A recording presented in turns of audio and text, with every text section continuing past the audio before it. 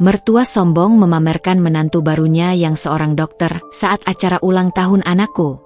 Ku buat dia menyesal dengan kesombongannya saat tahu bahwa aku pemilik rumah sakit tempat menantu barunya bekerja, hingga tanpa malunya mengemis kepadaku untuk kembali. Halo Bunda, selamat datang kembali ya. Semoga Bunda semuanya dalam keadaan sehat dan bahagia ya. Sebelum masuk ke ceritanya silahkan Bunda-Bunda semuanya absen terlebih dahulu ya. Bunda semuanya dari daerah mana saja yang sudah subscribe semoga rezekinya lancar ya. Aroma manis dari kue coklat yang baru dipanggang berpadu dengan harumnya potongan rumput segar di taman belakang rumahku. Tawa riang anak-anak terdengar seperti melodi terindah, memantul di antara balon-balon berwarna-warni yang diikat di setiap sudut. Hari ini adalah hari istimewa. Bima, putra semata wayangku, buah hatiku, genap berusia 7 tahun.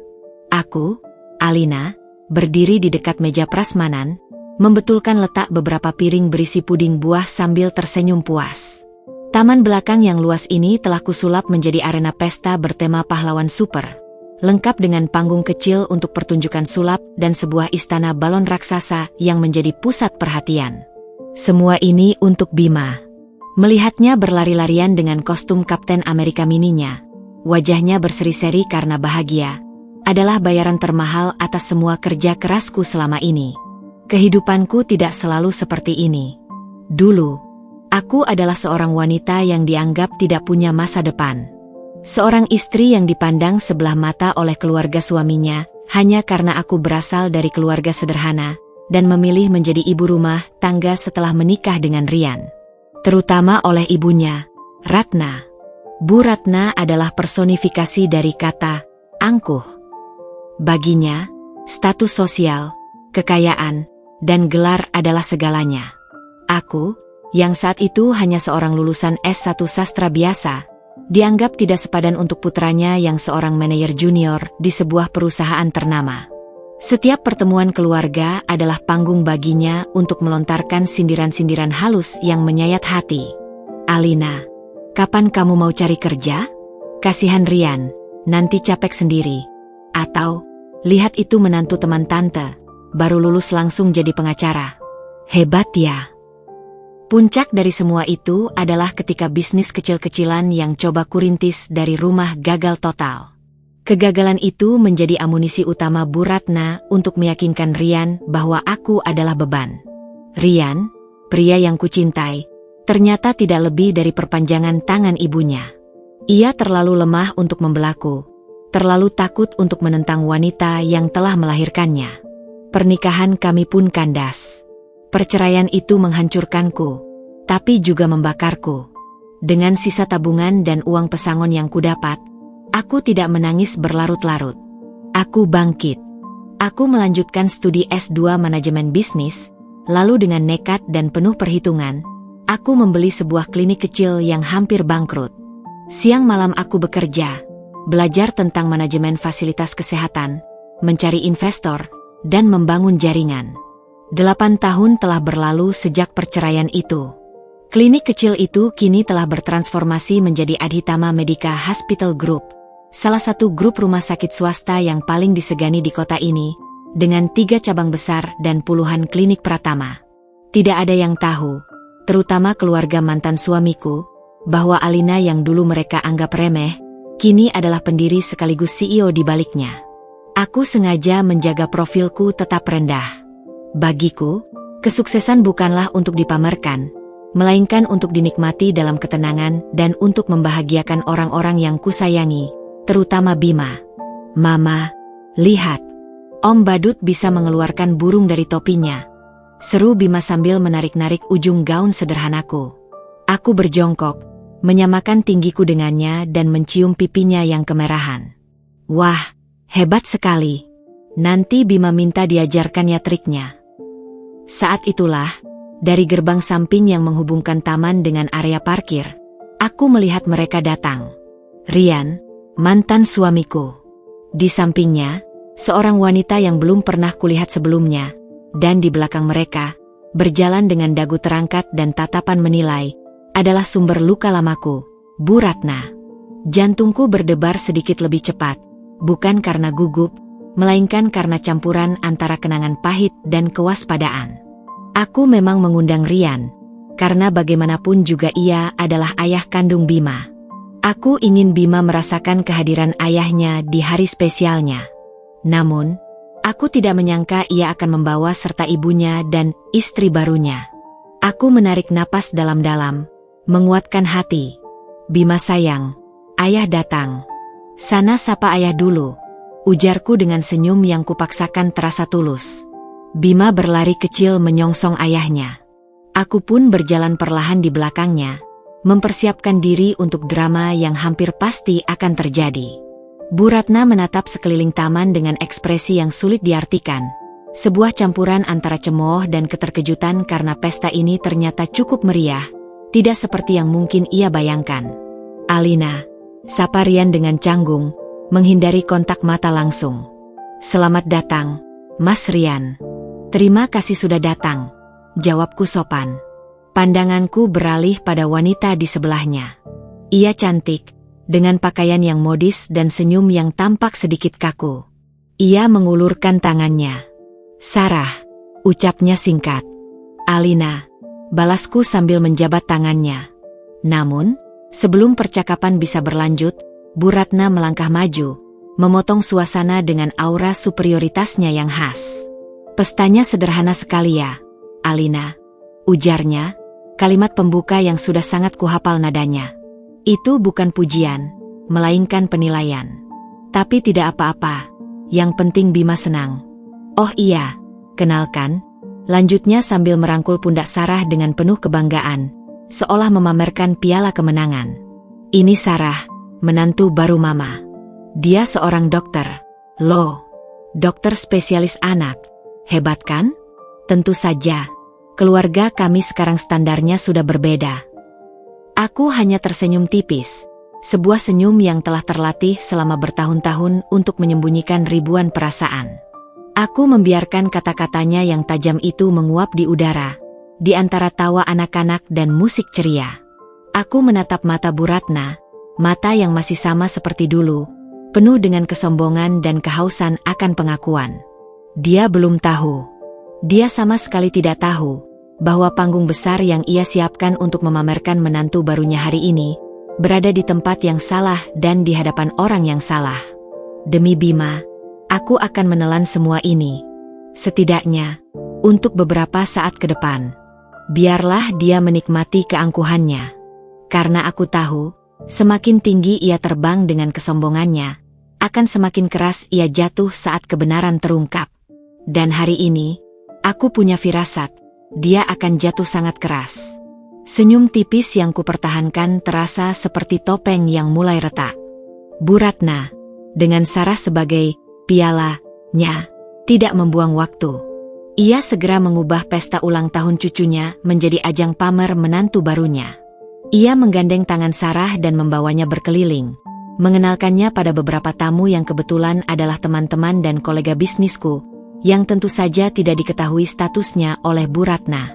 Ibu-ibu, kenalkan ini loh menantu kebanggaan saya, Dr. Sarah.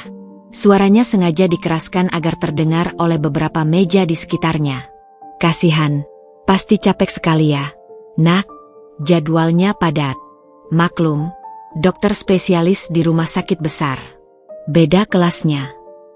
Aku melihat Sarah tampak sedikit tidak nyaman dengan perhatian yang berlebihan itu, tapi ia juga tidak menolaknya. Mungkin ia merasa ini adalah bagian dari kewajibannya untuk menyenangkan hati mertua barunya. Aku mencoba mengabaikannya, memfokuskan perhatianku pada Bima dan teman-temannya yang sedang berbaris untuk bermain lempar gelang. Namun, telingaku mau tak mau menangkap setiap kata yang diucapkan Bu Ratna, yang kini telah menemukan audiens yang pas. Beberapa ibu-ibu dari teman sekelas Bima yang tampak terkesima. Iya, Bu. Sarah ini salah satu dokter anak andalan di Adhitama Medica. Loh, tahu kan? Rumah sakit elit yang cabangnya di mana-mana itu, ucap Bu Ratna dengan bangga, menyebut nama rumah sakit milikku seolah itu adalah pencapaian keluarganya. Aku yang sedang menuangkan jus ke dalam gelas kecil nyaris tersedak. Rasanya begitu ironis. Di sini ia berdiri, di halaman belakang rumahku, memamerkan seorang dokter yang bekerja untukku, kepada diriku sendiri sang pemilik. Dunia ini kadang selucu itu. Salah seorang temanku, Rina, yang mengetahui siapa diriku sebenarnya, menghampiriku dengan tatapan prihatin. "Alin, kamu gak apa-apa? Mau aku usir saja nenek sihir itu?" bisiknya pelan. Aku menggeleng sambil tersenyum menenangkan. "Biarkan saja, Rin. Anggap saja hiburan gratis. Aku hanya tidak ingin merusak hari bahagia Bima." Rina menatapku dengan kagum. "Kesabaranmu itu terbuat dari baja atau apa sih?" Puncak dari segalanya terjadi saat acara yang paling ditunggu-tunggu, tiup lilin dan potong kue. Bima berdiri di depan kue ulang tahun 3 tingkat berbentuk benteng pahlawan super. Matanya berbinar-binar menatap 7 lilin yang menyala. Sesuai tradisi, aku dan Rian berdiri mengapitnya. Aku bisa merasakan kecanggungan yang luar biasa dari Rian. Ia tampak seperti orang asing di pestanya sendiri. Setelah lagu "Selamat Ulang Tahun" selesai dinyanyikan dan Bima berhasil meniup semua lilin dalam satu hembusan napas, tepuk tangan riuh membahana. Tiba saatnya memotong kue. Potongan pertama, tentu saja, untuk Bima. Bima menerimanya dengan sorakan gembira. "Potongan kedua untuk Mama," teriak Bima sambil menunjukku. Hatiku menghangat. Aku membungkuk untuk menerima piring kecil itu dari tangannya. Namun, sebelum piring itu sampai di tanganku, Bu Ratna menyela dengan suara lantangnya. "Eits, sebentar, sebentar." Ia melangkah maju ke depan, tepat ke pusat perhatian. Semua mata tertuju padanya. "Bima sayang, dengarkan nenek. Mama kan setiap hari ada untuk Bima. Bagaimana kalau potongan kue kedua ini kita berikan untuk orang yang spesial? Untuk Tante Dokter Sarah." Seluruh taman mendadak hening. Aku bisa merasakan tatapan para tamu tertuju padaku, penuh rasa iba. Rian tampak pucat pasi, tak berani menatapku ataupun ibunya. Bu Ratna melanjutkan, seolah tak menyadari betapa kejam tindakannya. "Tante Sarah ini kan dokter hebat. Supaya Bima nanti ketularan pintar dan bisa jadi dokter juga. Ya kan, sayang? Ayo, berikan kuenya untuk Tante Sarah sebagai tanda terima kasih karena sudah mau datang." Itu adalah sebuah penghinaan yang dilakukan dengan begitu rapi di depan semua orang. Ia tidak hanya merendahkanku sebagai ibu, tetapi juga mencoba menggantikan posisiku di momen paling personal antara aku dan anakku. Ia ingin menegaskan bahwa menantu barunya jauh lebih berharga daripada aku. Wajah Bima yang tadinya ceria berubah bingung. Ia menatapku, seolah meminta izin. Matanya yang polos mencari jawaban di mataku. Di titik itulah, sebuah batas dalam diriku terlewati. Kesabaranku yang selama ini kubangun setebal baja, akhirnya retak. Namun, aku tidak akan meledak. Tidak di sini. Tidak di depan anakku. Aku tersenyum, senyum termanis yang bisa kupasang. Aku mengelus kepala Bima dengan lembut. "Tentu saja, sayang. Ide nenek bagus. Berikan saja pada Tante Sarah." Lalu aku menatap lurus ke arah Bu Ratna, dan untuk pertama kalinya setelah bertahun-tahun, aku tidak lagi melihatnya sebagai monster yang menghancurkan hidupku. Aku hanya melihat seorang wanita tua yang menyedihkan, yang harga dirinya bergantung pada status orang lain. Sarah menerima kue itu dengan wajah yang sulit diartikan, antara bangga dan merasa bersalah. Bu Ratna tersenyum penuh kemenangan. Ia mengira ia telah memenangkan pertarungan hari ini. Ia salah besar. Saat aku kembali ke posisiku, senyumku tidak hilang, namun di dalam benakku, sebuah keputusan telah dibuat. Rencana mulai tersusun dengan cepat. Panggung drama yang ia ciptakan hari ini memang sangat menarik. Aku memutuskan akan membiarkannya menikmati peran utamanya sedikit lebih lama, sebelum aku sendiri yang akan menurunkan tirainya. Cukup sudah cukup. Hari ini, kesombongannya tidak hanya menghinaku, tetapi juga mencoba mencuri kebahagiaan anakku. Dan untuk itu, ia harus belajar sebuah pelajaran yang tidak akan pernah ia lupakan seumur hidupnya. Pesta masih berlanjut, tetapi udaranya terasa berbeda. Tawa anak-anak masih terdengar sama riangnya. Namun bagi orang-orang dewasa yang menyaksikan insiden kue tadi, ada selubung ketegangan tipis yang menggantung. Teman-temanku sesekali melirik ke arahku dengan tatapan simpatik, sementara Bu Ratna masih sibuk berceloteh dengan bangga kepada siapa saja yang mau mendengarkan, seolah ia baru saja memenangkan medali emas di Olimpiade. Aku sendiri kembali menjadi tuan rumah yang sempurna. Aku memastikan semua tamu mendapatkan makanan dan minuman, berbincang ringan dengan beberapa orang tua, dan sesekali ikut tertawa melihat tingkah pola Bima dan teman-temannya. Di permukaan, aku adalah Alina yang tenang dan sabar. Namun di dalam, mesin penggerak yang telah lama tertidur kini telah dihidupkan. Roda-roda strategi mulai berputar di kepalaku. Tak lama kemudian, Sarah menghampiriku di dekat meja minuman. Ia tampak ragu-ragu. "Mbak Alina," panggilnya pelan. "Soal kue tadi, saya minta maaf. Mama mertua saya orangnya memang antusias."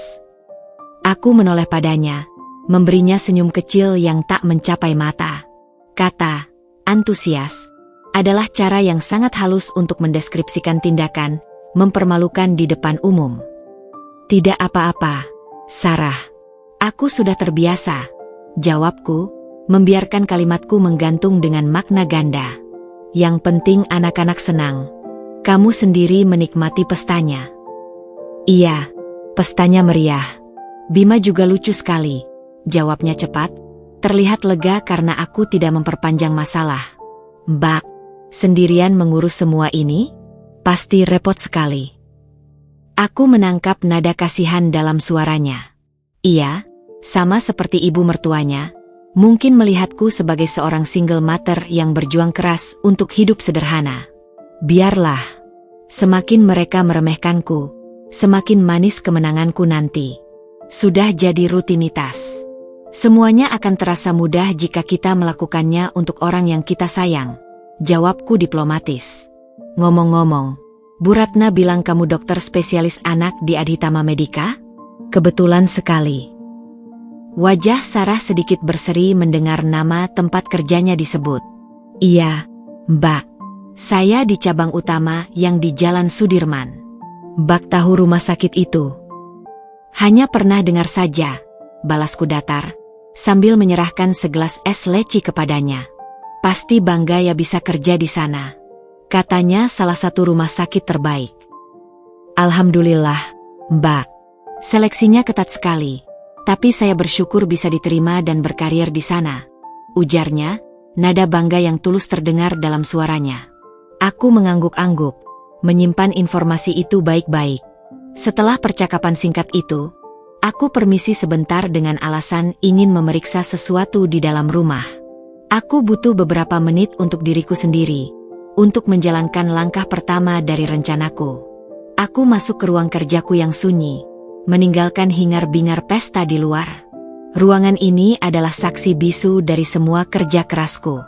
Dindingnya dipenuhi rak buku berisi literatur bisnis dan manajemen, dan di atas meja kayuku yang besar, tergeletak sebuah laptop dan beberapa tumpuk dokumen. Aku meraih ponselku dan menekan nomor kontak yang sudah kuhafal di luar kepala. Panggilan itu langsung tersambung di dering kedua. "Selamat sore, Bu Alina." Suara di seberang terdengar tenang dan profesional. Itu adalah Hendra, Direktur Sumber Daya Manusia, SDM, kepercayaanku di Adhitama Medica Group. "Sore, Pak Hendra. Maaf mengganggu di hari Sabtu," ujarku langsung ke inti permasalahan. "Tidak masalah, Bu. Ada yang bisa saya bantu?" "Saya butuh data lengkap mengenai salah satu dokter kita. Namanya Sarah. Kemungkinan nama lengkapnya ada Puspita atau semacamnya. Saya tidak yakin. Spesialis anak di cabang utama Sudirman." Hening sejenak. Aku bisa membayangkan Pak Hendra langsung mengetik di komputernya. "Sebentar, Bu. Ah, ini dia. Dr. Sarah Puspita, SPA. Benar, Bu." "Benar. Tolong siapkan semua berkasnya di meja saya hari Senin pagi. Laporan kinerja, riwayat absensi, catatan dari atasan, keluhan pasien jika ada, semuanya." Saya mau data paling komprehensif yang Bapak punya. Baik, Bu. Akan saya siapkan, jawab Hendra tanpa bertanya lebih lanjut. Ia sudah bekerja denganku cukup lama untuk tahu kapan harus bertanya dan kapan harus menjalankan perintah. Satu hal lagi, Pak Hendra, tambahku. Tolong jadwalkan pertemuan khusus untuk hari Selasa pagi. Undang Dr. Sarah dan Kepala Departemennya, Dr. Wibowo. Agenda, evaluasi kinerja dan proyeksi pengembangan Departemen Anak. Buat undangan itu resmi dari kantor direksi, bukan dari saya. Pastikan mereka berdua konfirmasi hadir. Siap, Bu. Undangan resmi dari direksi untuk Dr. Sarah Puspita dan Dr. Wibowo, hari Selasa pagi. Saya laksanakan. Terima kasih, Pak Hendra. Itu saja. Aku menutup telepon. Napas yang sejak tadi kutahan akhirnya kuhembuskan perlahan. Rasanya lega. Sebuah langkah kecil telah diambil. Sebuah undangan resmi akan segera melayang, yang bagi penerimanya mungkin hanya tampak seperti agenda rutin kantor. Namun bagiku, itu adalah bida catur pertama yang kugerakkan di papan permainan ini. Aku kembali ke taman belakang. Senyumku kini terasa lebih tulus. Aku melihat Bu Ratna sedang tertawa pongah, Rian menatap kosong ke arah panggung sulap, dan Sarah sedang mengobrol dengan tamu lain. Mereka semua sedang menikmati drama kecil yang mereka pikir telah mereka menangkan. Mereka tidak tahu, babak kedua dari pertunjukan ini akan segera dimulai. Dan kali ini, sutradaranya adalah aku. Hari Senin pagi datang dengan energi yang sama sekali berbeda.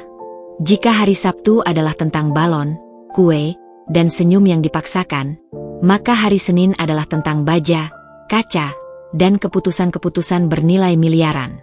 Aku meninggalkan peranku sebagai Mama Bima di gerbang sekolah dan mengenakan jubahku yang sesungguhnya. Sebagai CEO Adhitama Medica Hospital Group. Kantorku terletak di lantai 30 gedung Adhitama Tower, sebuah pencakar langit berkilauan yang menjadi markas utama dari semua operasional bisnisku.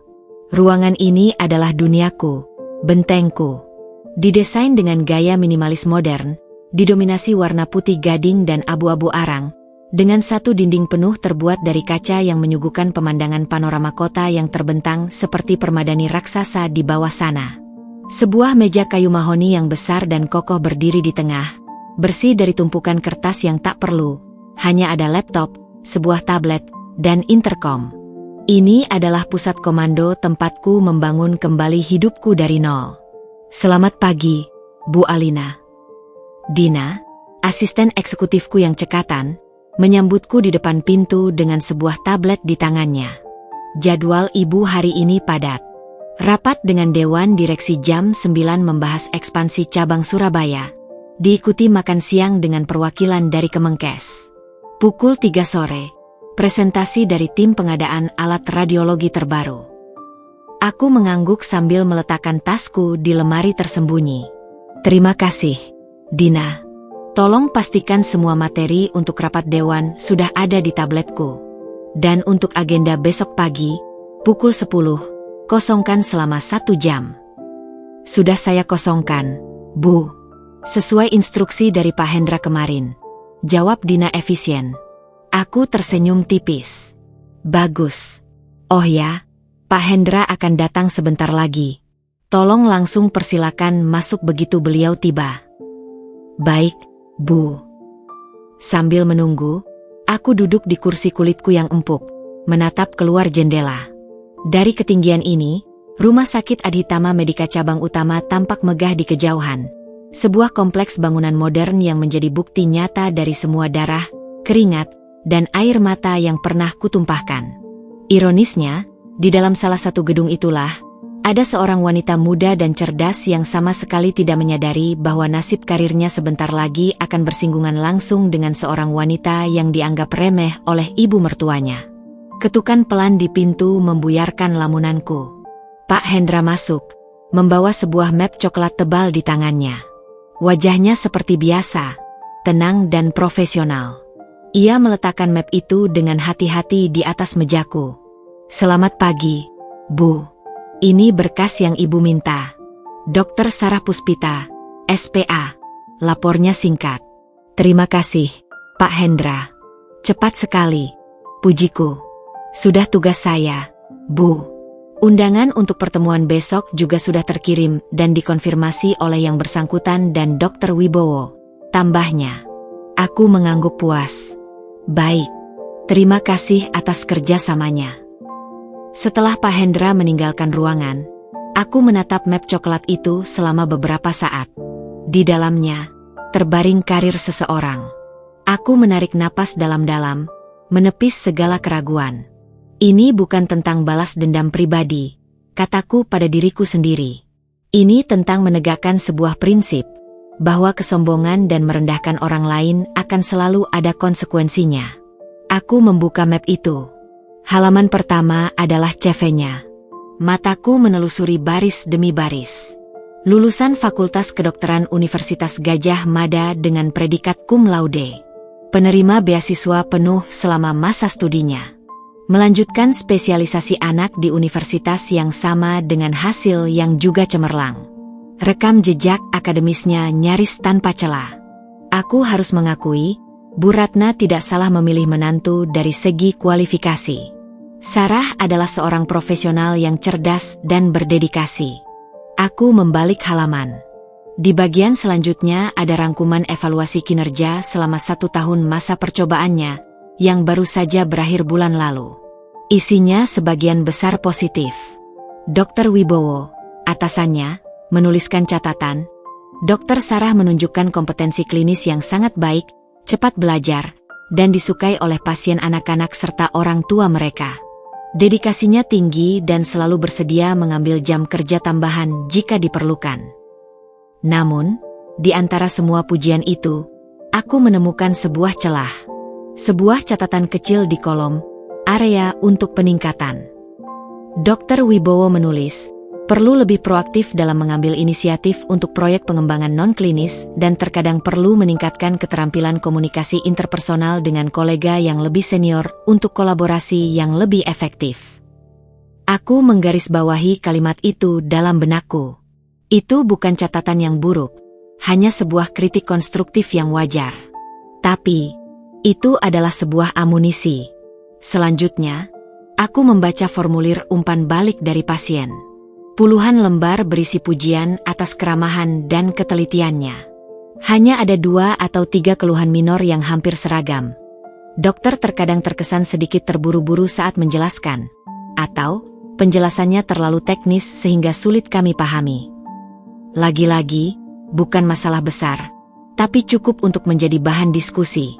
Akhirnya, aku sampai pada bagian terpenting, status kontraknya. Jantungku berdebar sedikit lebih kencang saat membacanya. Sesuai dugaanku, masa percobaannya selama 1 tahun telah resmi berakhir.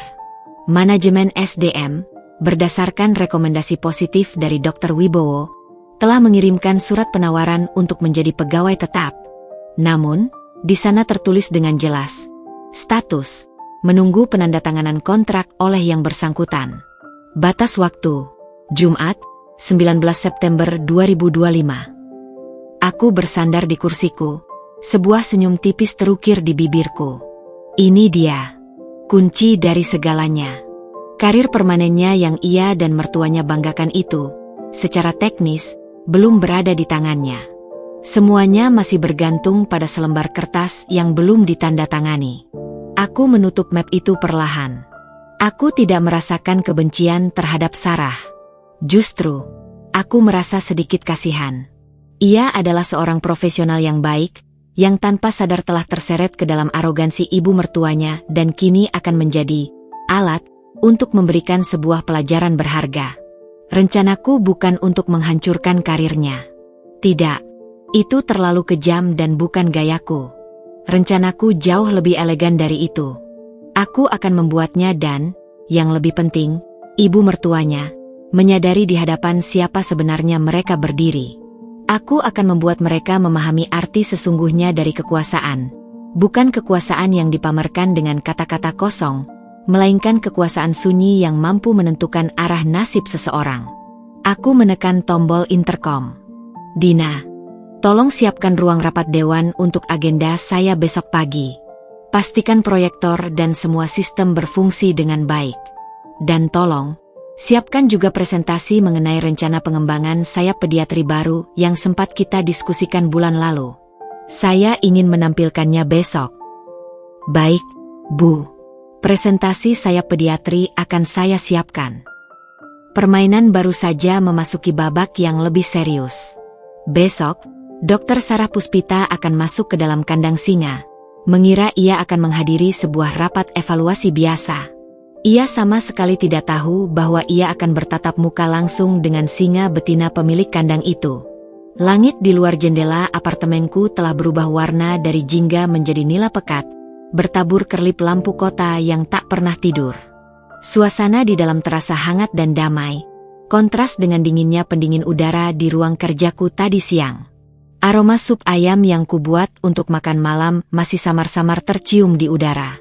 Di atas karpet tebal di ruang keluarga, Bima sedang asyik menyusun kepingan Lego menjadi sebuah pesawat luar angkasa yang ambisius. Baginya, drama di pesta ulang tahunnya kemarin seolah tak pernah terjadi. Kepolosannya adalah anugerah, sebuah pengingat tentang apa yang sebenarnya berharga di dunia ini dan apa yang harus kulindungi dengan segenap kekuatanku. Melihatnya tertawa sendiri karena berhasil memasang baling-baling di pesawatnya, hatiku terasa penuh. Inilah alasanku melakukan semuanya. Saat aku sedang merapikan meja makan, ponselku yang tergeletak di konter dapur bergetar. Sebuah nama muncul di layar. Nama yang sudah sangat jarang menghubungiku kecuali untuk urusan Bima. Mas Rian. Aku ragu sejenak. Sebagian diriku ingin mengabaikannya. Tapi sebagian lagi, sisi ibu dari Bima, merasa harus menjawabnya. Aku menarik napas dan menggeser ikon hijau. Halo, sapaku, nada suaraku datar dan terkendali. Halo, Al. Alina. Maaf mengganggu malam-malam. Terdengar suara Rian yang familiar, penuh keraguan seperti biasanya. Aku cuma mau telepon sebentar. Ada apa, Mas? Ini tentang Bima? Tanyaku langsung, tidak ingin berbasa-basi. Bukan. Bima baik-baik saja kan?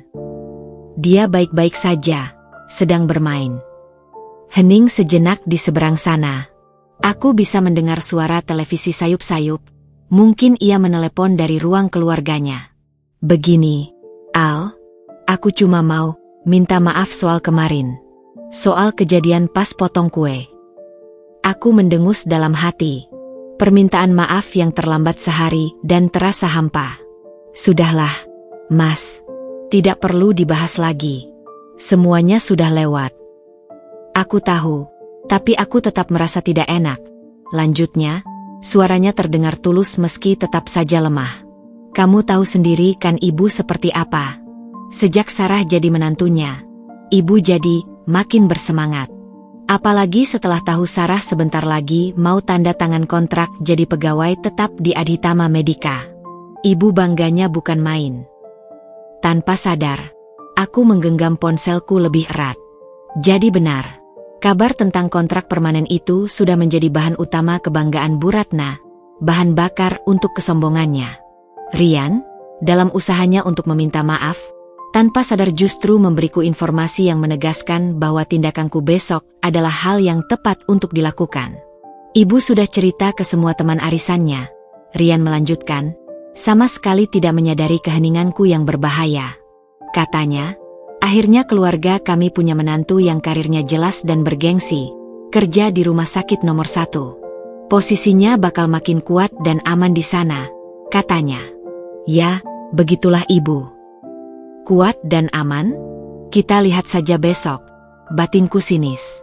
Aku hargai teleponmu, Mas, potongku, merasa sudah cukup mendengar bualan tak langsung dari mantan mertuaku. Tapi aku sedang sibuk dengan Bima. Kita sudahi saja ya. Oh, oke, Al. Tentu. Salam untuk Bima ya, katanya, terdengar sedikit kecewa karena teleponnya tidak menghasilkan percakapan yang lebih panjang. Setelah menutup telepon, aku berdiri mematung selama beberapa saat. Informasi dari Rian tadi seperti bensin yang disiramkan ke dalam api tekadku. Ini bukan lagi hanya tentang penghinaan terhadapku di sebuah pesta. Ini tentang sebuah pola perilaku yang merusak. Bu Ratna menggunakan pencapaian orang lain, menantu barunya, sebagai senjata untuk merendahkan orang lain, aku. Ia membangun istana kebanggaannya di atas puing-puing harga diri orang lain. Jika aku membiarkannya, Bima akan tumbuh besar melihat ibunya terus-menerus menjadi sasaran cemooh neneknya. Aku tidak mau itu terjadi. Aku ingin Bima belajar bahwa setiap orang berhak dihormati, dan bahwa kesombongan selalu memiliki batasnya. Malam itu, setelah selesai menemani Bima belajar dan membacakan dongeng sebelum tidur, aku kembali ke ruang keluarga. Bima sudah terlelap di kamarnya, memimpikan petualangan pahlawan super. Aku duduk di sofa yang empuk, membuka laptopku, dan menatap sekali lagi berkas presentasi, rencana pengembangan sayap pediatri, yang telah disiapkan oleh Dina. Rencanaku sudah matang. Besok, di ruang rapat yang dingin dan megah itu, aku tidak hanya akan datang sebagai seorang CEO. Aku akan datang sebagai seorang ibu yang menarik garis batas yang tegas. Pelajaran ini mungkin akan terasa pahit bagi Sarah, dan akan menjadi tamparan yang sangat keras bagi Bu Ratna. Tapi ini adalah pelajaran yang harus mereka terima. Aku menatap foto Bima yang tersenyum ceria di bingkai digital di atas meja. Permainan ini memang bukan untukku. Ini untuknya. Untuk masa depan di mana ia bisa mengangkat kepalanya dengan bangga, mengetahui bahwa ibunya tidak akan pernah membiarkan siapapun menginjak-injak harga dirinya. Dan besok adalah hari pertamaku mengajar. Hari Selasa, pukul 9.55 pagi. Aku berdiri di balik cermin satu arah di ruang observasi yang terhubung dengan ruang rapat Dewan Direksi, menyesap teh melati hangat dari cangkir porselen putih. Dari sini, aku bisa melihat seluruh ruangan tanpa terlihat. Ruang rapat itu sendiri adalah sebuah manifestasi dari kekuasaan. Sebuah meja kayu eboni yang panjang dan mengkilap mendominasi ruangan, dikelilingi oleh 12 kursi kulit hitam berdesain ergonomis. Di salah satu dinding, layar interaktif raksasa berukuran 100 inci dalam keadaan mati, tampak seperti sebuah monolit hitam. Dinding lainnya yang terbuat dari kaca menampilkan pemandangan kota yang sama dengan kantorku, namun dari sudut yang lebih formal dan terasa lebih mengintimidasi. Udara di dalamnya terasa dingin dan steril. Tepat pukul 10, pintu terbuka. Dr. Wibowo, seorang pria berusia akhir 50-an dengan rambut beruban dan aura kebapakan yang tenang, masuk lebih dulu. Di belakangnya, menyusul Dr. Sarah Puspita. Aku mengamatinya lekat-lekat. Hari ini ia tidak mengenakan pakaian modis seperti di pesta. Ia mengenakan kemeja putih formal yang dibalut jas dokter bersih dengan papan nama tersemat di dada. Rambutnya disanggul rapi. Ia membawa sebuah buku catatan dan pulpen, tampak profesional. Namun aku bisa melihat ketegangan di pundaknya yang sedikit kaku dan caranya duduk yang terlalu tegak. Baginya, panggilan mendadak dari kantor direksi untuk sebuah evaluasi kinerja adalah sesuatu yang tidak biasa dan jelas membuatnya gugup. Kira-kira ini tentang apa ya, Dok? Bisik Sarah pada atasannya sambil meletakkan buku catatannya di atas meja yang dingin. Dr. Wibowo tersenyum menenangkan. Tenang saja, Sarah. Kinerjamu selama ini sangat baik. Mungkin ini tentang proyek baru, atau bisa jadi promosi.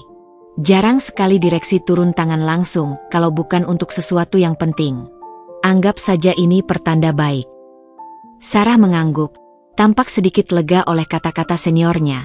Namun kegelisahan itu tidak sepenuhnya hilang dari matanya.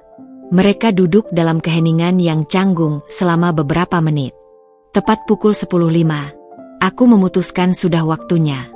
Aku menyerahkan cangkirku pada Dina yang berdiri di dekatku, merapikan blazer biru dongkerku, dan berjalan keluar dari ruang observasi menuju pintu utama ruang rapat. Pak Hendra sudah menungguku di sana. Ia mengangguk singkat, lalu membukakan pintu untukku. Aku melangkah masuk dengan langkah yang tenang dan terukur. Suara hak sepatuku yang beradu dengan lantai marmer menjadi satu-satunya bunyi di ruangan itu. Dr. Wibowo dan Sarah refleks berdiri dari kursi mereka. Mata Dr. Wibowo menunjukkan rasa hormat dan sedikit terkejut melihatku. Ia jelas mengenaliku. Namun, reaksi Sarah adalah apa yang kunantikan. Saat matanya bertemu dengan mataku, ekspresinya berubah drastis dalam sepersekian detik. Awalnya adalah kebingungan. Kenapa Mbak Alina, yang sederhana dari pesta ulang tahun itu ada di sini? Kemudian, kebingungan itu berubah menjadi syok saat ia melihatku berjalan dengan otoritas penuh menuju kursi utama di ujung meja. Kursi yang jelas-jelas diperuntukkan bagi pemimpin tertinggi. Pak Hendra mengikutiku dan duduk di kursi di sebelah kananku. Mulut Sarah sedikit terbuka. Matanya bergerak liar dari wajahku ke Pak Hendra, lalu ke Dr. Wibowo yang menundukkan kepala dengan hormat ke arahku. Ia seperti sedang mencoba menyelesaikan sebuah teka-teki mustahil di kepalanya. Pak Hendra berdeham, memecah keheningan yang membekukan. Selamat pagi, Dr. Wibowo, Dr. Sarah. Terima kasih atas kehadirannya. Sebelumnya, mohon izin memperkenalkan. Di hadapan kita saat ini adalah Ibu Alina Adhitama, pendiri sekaligus Chief Executive Officer dari Adhitama Medica Hospital Group.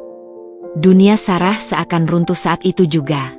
Nama, Alina Adhitama, terdengar seperti guntur di telinganya. Wajahnya menjadi pucat pasi. Buku catatan yang tadi dipegangnya terlepas dari genggamannya yang melemas. Jatuh ke lantai dengan bunyi, bluk, yang teredam. Ia akhirnya mengerti. Wanita yang dipermalukan oleh ibu mertuanya di pesta anak-anak. Wanita yang ia kasihani karena dianggap hidup susah. Wanita itu adalah big boss dari perusahaan tempat ia meniti karir impiannya. Semua kesombongan dan kebanggaan yang diceritakan mertuanya menguap seketika, berubah menjadi debu kehinaan. Silakan duduk, ucapku, suaraku tenang dan dingin, seolah tidak menyadari gempa bumi yang baru saja terjadi di dalam diri Sarah. Mereka berdua duduk dengan kaku. Sarah tampak seperti robot yang kehilangan dayanya. Aku membuka sebuah map di hadapanku, salinan dari berkas yang kubaca kemarin. Baik, kita mulai saja. Selamat pagi sekali lagi. Tujuan pertemuan ini, seperti yang tertera di undangan, adalah untuk evaluasi. Aku menatap lurus ke arah Sarah, yang tidak berani mengangkat wajahnya. Dr. Sarah Puspita, selama masa percobaan Anda, kami menerima banyak sekali laporan positif. Dr. Wibowo di sini memberikan Anda nilai A untuk kompetensi klinis. Dr. Wibowo mengangguk. Betul, Bu. Dr. Sarah adalah salah satu dokter muda paling berbakat yang kami miliki. Saya setuju, lanjutku, membalik halaman. Namun, ada beberapa catatan kecil mengenai inisiatif dalam proyek non-klinis dan komunikasi interpersonal. Juga beberapa masukan dari pasien yang merasa sesi konsultasi agak terburu-buru. Ini tentu bukan masalah besar, Dr. Sarah. Namun, di Adhitama Medica, kami tidak hanya mencari dokter yang hebat secara klinis. Kami mencari pemimpin masa depan. Aku berhenti sejenak, membiarkan kata-kataku meresap. Sarah hanya bisa menunduk, tangannya gemetar di atas pangkuannya. Namun, kataku lagi, mengubah arah pembicaraan. Itu bisa kita bahas lain waktu. Agenda utama saya hari ini sedikit berbeda. Aku menekan sebuah tombol di meja, dan layar raksasa di dinding menyala, menampilkan judul besar, Proyek Pengembangan Sayap Pediatri Terpadu Adhitama Medica 2026. Ini adalah proyek masa depan kita. Sebuah pusat layanan anak-anak paling canggih di Asia Tenggara.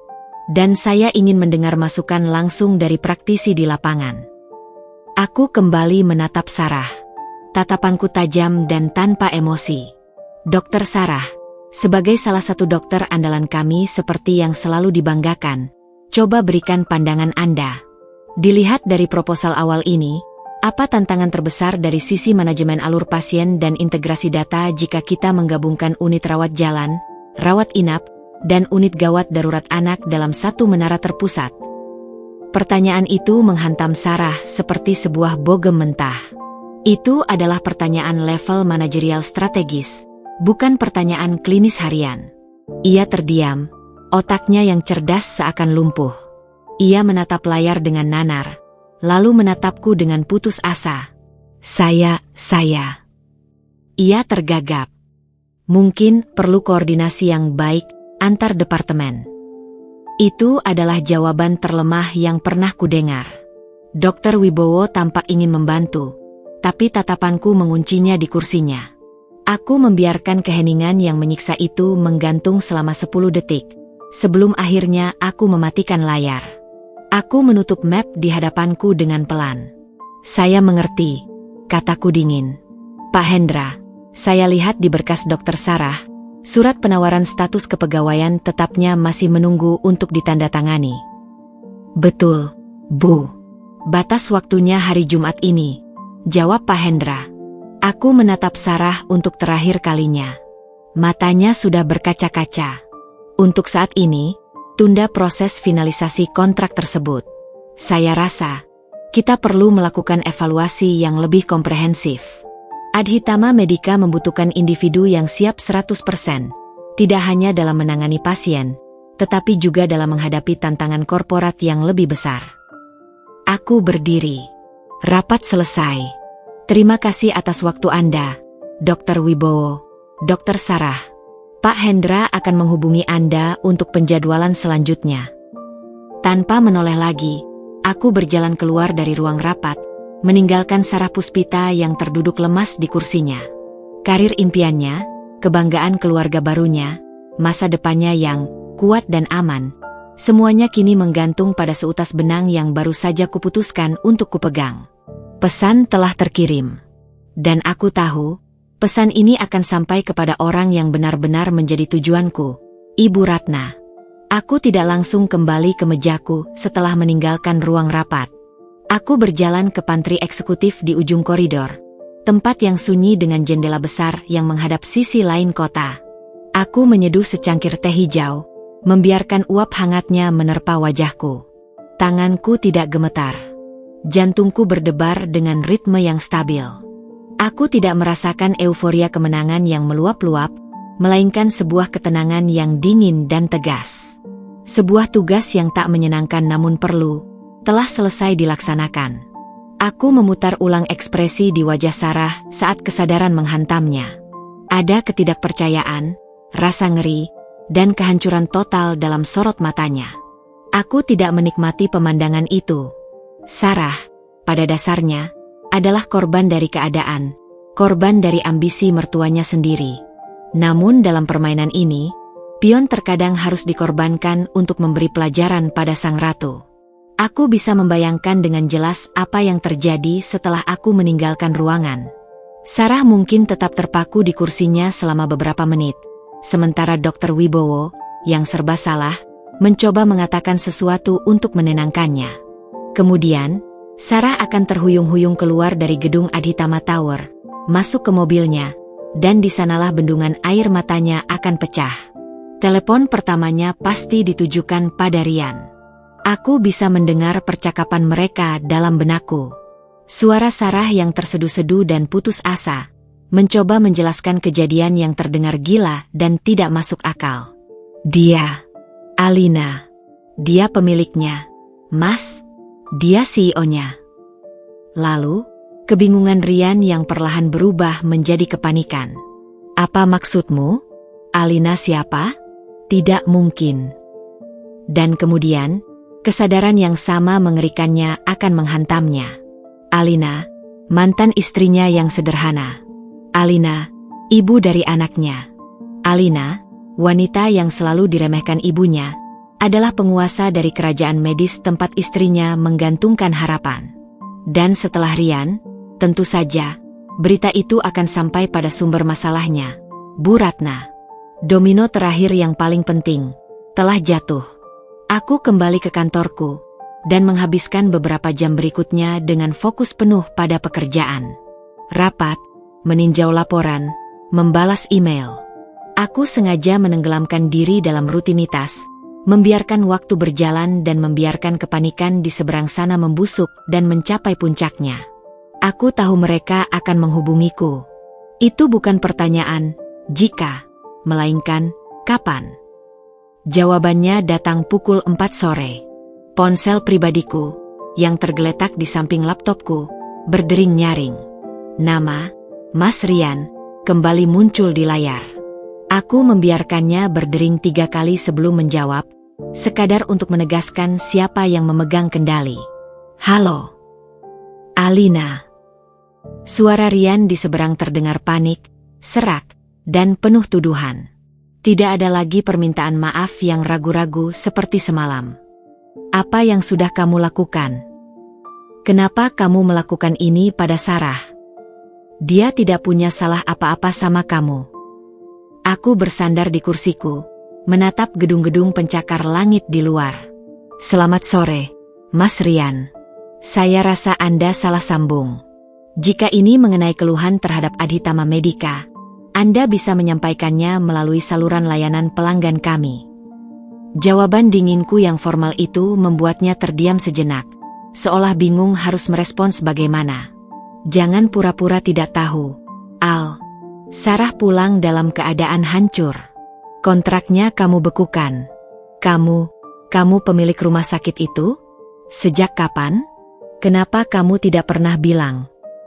Aku tertawa kecil, tawa kering tanpa humor.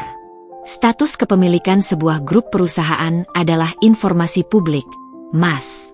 Siapa saja bisa mengaksesnya jika mau mencari tahu. Mungkin lain kali, sebelum seseorang terlalu membanggakan sesuatu, ada baiknya melakukan sedikit riset terlebih dahulu. Sindiran telak itu membuatnya tercekat. Tapi, kenapa? Al? Ini karena ibu? Karena kejadian di pesta Bima. Saya ulangi sekali lagi, kataku. Nada suaraku kini berubah menjadi lebih tajam dan tegas. Nada CEO yang tidak bisa dibantah. Urusan antara Adhitama Medica dengan para karyawannya adalah murni masalah profesional, berdasarkan evaluasi kinerja dan kebutuhan strategis perusahaan. Saya tidak akan mendiskusikan masalah internal perusahaan dengan pihak eksternal. Dan Anda, Mas Rian, adalah pihak eksternal. Tapi aku ayah Bima. Dan Sarah istriku. Protesnya, suaranya meninggi. Tiba-tiba, aku mendengar suara lain di latar belakang. Suara wanita yang melengking, penuh amarah dan sama sekali tidak asing. Itu suara Bu Ratna. Kasih teleponnya sama Mama, Rian. Biar Mama yang bicara sama anak tidak tahu diuntung itu. Rian terdengar ragu. Tapi, Bu, berikan. Terdengar suara gerasak-gerusuk, lalu suara Rian lagi, kali ini lebih pelan. Alina, Ibu mau bicara. Tidak, potongku dengan cepat dan final. Apa? Saya tidak punya urusan bisnis maupun pribadi dengan Ibu Ratna. Urusan saya saat ini adalah dengan Dr. Sarah Puspita, karyawan saya. Jika ada yang ingin ia diskusikan lebih lanjut mengenai status kepegawaiannya, ia bisa membuat janji temu resmi melalui sekretaris saya. Sama seperti karyawan lainnya. Aku bisa mendengar napas Bu Ratna yang terengah-engah karena marah di seberang sana. Ia pasti sedang berusaha merebut telepon dari anaknya. Saya sibuk, Mas Rian. Selamat sore. Dan tanpa menunggu jawaban, aku memutuskan panggilan. Aku meletakkan ponselku di meja dengan pelan. Hening. Keheningan yang terasa begitu memuaskan. Aku baru saja menolak untuk berbicara dengan wanita yang selama bertahun-tahun telah menyiksaku secara verbal. Aku baru saja mereduksinya menjadi bukan siapa-siapa. Seseorang yang bahkan tidak layak mendapatkan waktuku barang sedetik pun. Pintu menuju kekuasaanku telah kututup rapat di depan wajahnya. Aku tahu, penolakan ini akan membuatnya jauh lebih marah dan terhina daripada pertemuan tatap muka manapun. Sekarang, bola sepenuhnya ada di tanganku. Mereka tidak bisa lagi menyerangku dengan kata-kata. Jika mereka ingin menyelamatkan karir menantu kebanggaan mereka, mereka harus datang kepadaku. Bukan sebagai keluarga, bukan sebagai lawan, melainkan sebagai pemohon. Dan aku akan menunggu. 2 hari berlalu dalam keheningan yang berat bagi mereka, namun terasa ringan dan normal bagiku. Hari Rabu dan Kamis kujalani seperti biasa. Pagi hari mengantar Bima ke sekolah, dilanjutkan dengan serangkaian rapat di kantor, menandatangani dokumen-dokumen penting, makan siang dengan klien, lalu sore hari menjemput Bima dan menghabiskan waktu berkualitas bersamanya. Duniaku terus berputar pada porosnya yang stabil, seolah drama yang sedang berlangsung di kehidupan keluarga mantan suamiku hanyalah sebuah kerikil kecil di jalan tol yang kubangun sendiri. Aku sengaja tidak mencari tahu, tidak bertanya. Senjata terkuatku saat ini adalah keheningan. Aku tahu persis, di seberang sana, keheningan ini pasti terasa memekakan telinga. Mereka pasti sedang kalang kabut. Bu Ratna, dengan harga dirinya yang setinggi langit, tidak akan pernah mau mengakui kesalahannya. Ia pasti sedang menekan Rian dan Sarah untuk mencari jalan keluar lain. Jalan keluar yang tidak mengharuskannya untuk merendahkan diri di hadapanku. Dugaanku terbukti benar pada hari Rabu sore. Pak Hendra mengirimiku pesan singkat melalui sistem komunikasi internal kami. Hendra, Direktur SDM. Selamat sore, Bu. Sekadar info, Dr. Sarah Puspita baru saja menghubungi Departemen SDM, menanyakan status finalisasi kontraknya. Sesuai arahan, kami sampaikan bahwa statusnya masih dalam peninjauan lebih lanjut oleh Dewan Direksi, dan belum ada jadwal baru yang bisa kami informasikan. Ia terdengar sangat tertekan. Aku membaca pesan itu tanpa mengubah ekspresi wajahku. Alina, CEO. Terima kasih atas laporannya, Pak. Tetap berpegang pada prosedur. Itu adalah upaya pertama mereka. Menghubungi jalur resmi, berharap menemukan jawaban yang berbeda. Mereka gagal. Tembok birokrasi yang kubangun terlalu kokoh untuk mereka tembus. Upaya kedua datang pada hari Kamis pagi. Kali ini lebih cerdik. Asistenku, Dina, masuk ke ruanganku dengan membawa sebuah tablet. Pagi, Bu. Ada email masuk dari Dr. Wibowo, Kepala Departemen Pediatri. Tampilkan perintahku. Dina menayangkannya di layar di depanku. Email itu ditulis dengan bahasa yang sangat sopan dan profesional. Dr. Wibowo memuji kembali kinerja klinis Dr. Sarah, mengakui catatan kecil dalam evaluasinya, namun memohon agar pihak manajemen mau mempertimbangkan kembali penundaan kontraknya. Ia menulis, kehilangan seorang dokter muda berbakat seperti Dr. Sarah akan menjadi kerugian bagi departemen kami. Ini adalah gerakan mereka yang lebih pintar, menggunakan senior yang dihormati untuk melobi. Sayangnya, mereka tidak tahu bahwa dalam kerajaan ini, semua jalan pada akhirnya bermuara padaku. Aku mendiktekan balasanku pada Dina.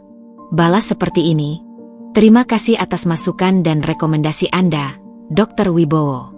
Dewan Direksi sangat menghargai pandangan Anda dan akan menjadikannya sebagai salah satu bahan pertimbangan utama dalam proses peninjauan yang sedang berlangsung.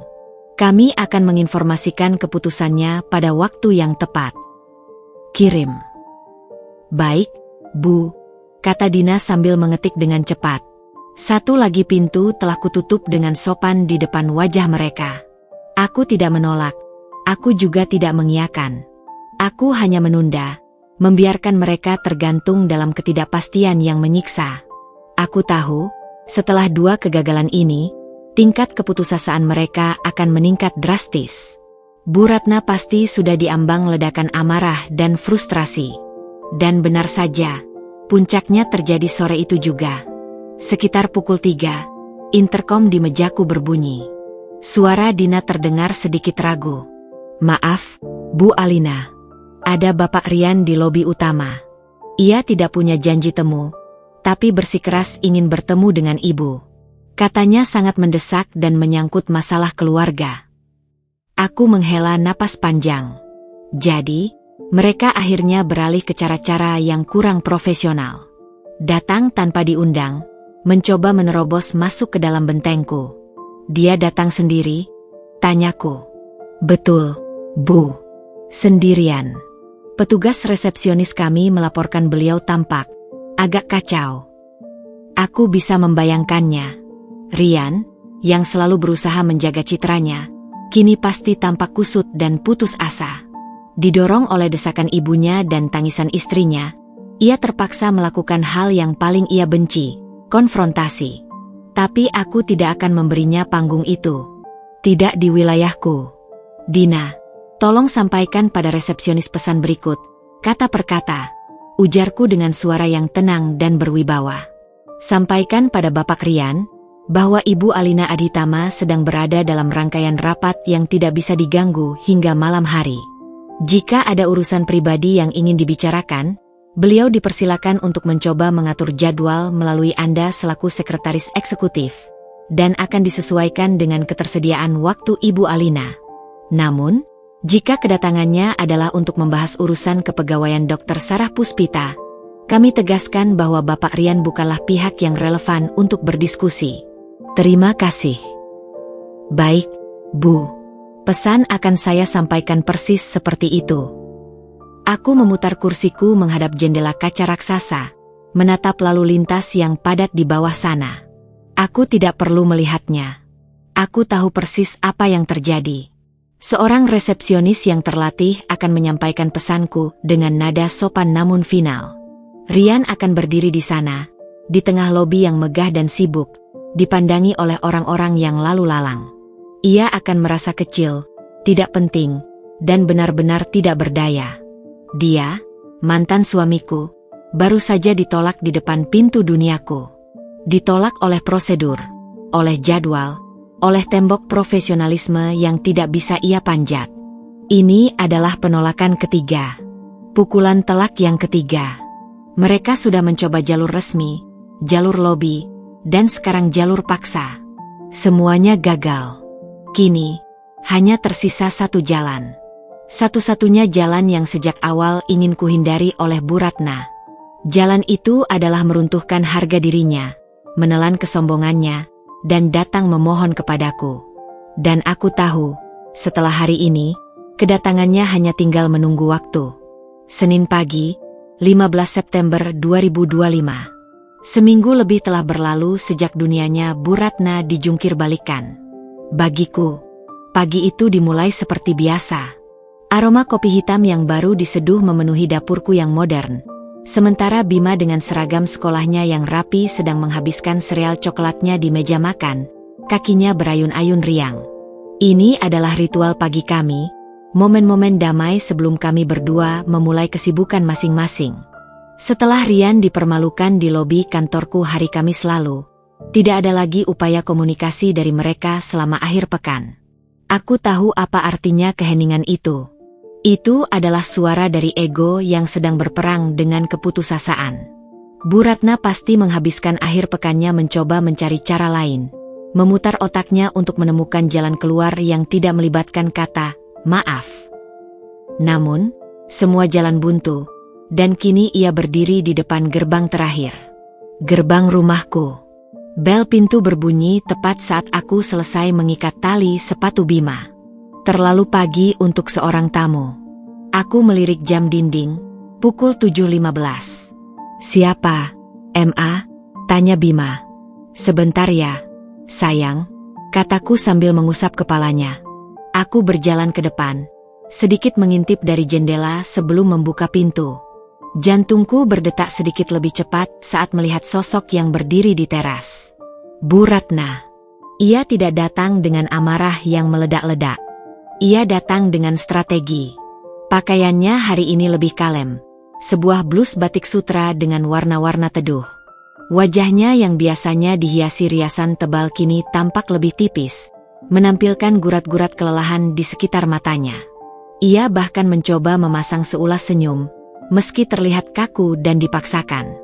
Di tangannya, ia membawa sebuah keranjang buah yang tampak mahal. Sebuah sesajen perdamaian. Aku membuka pintu.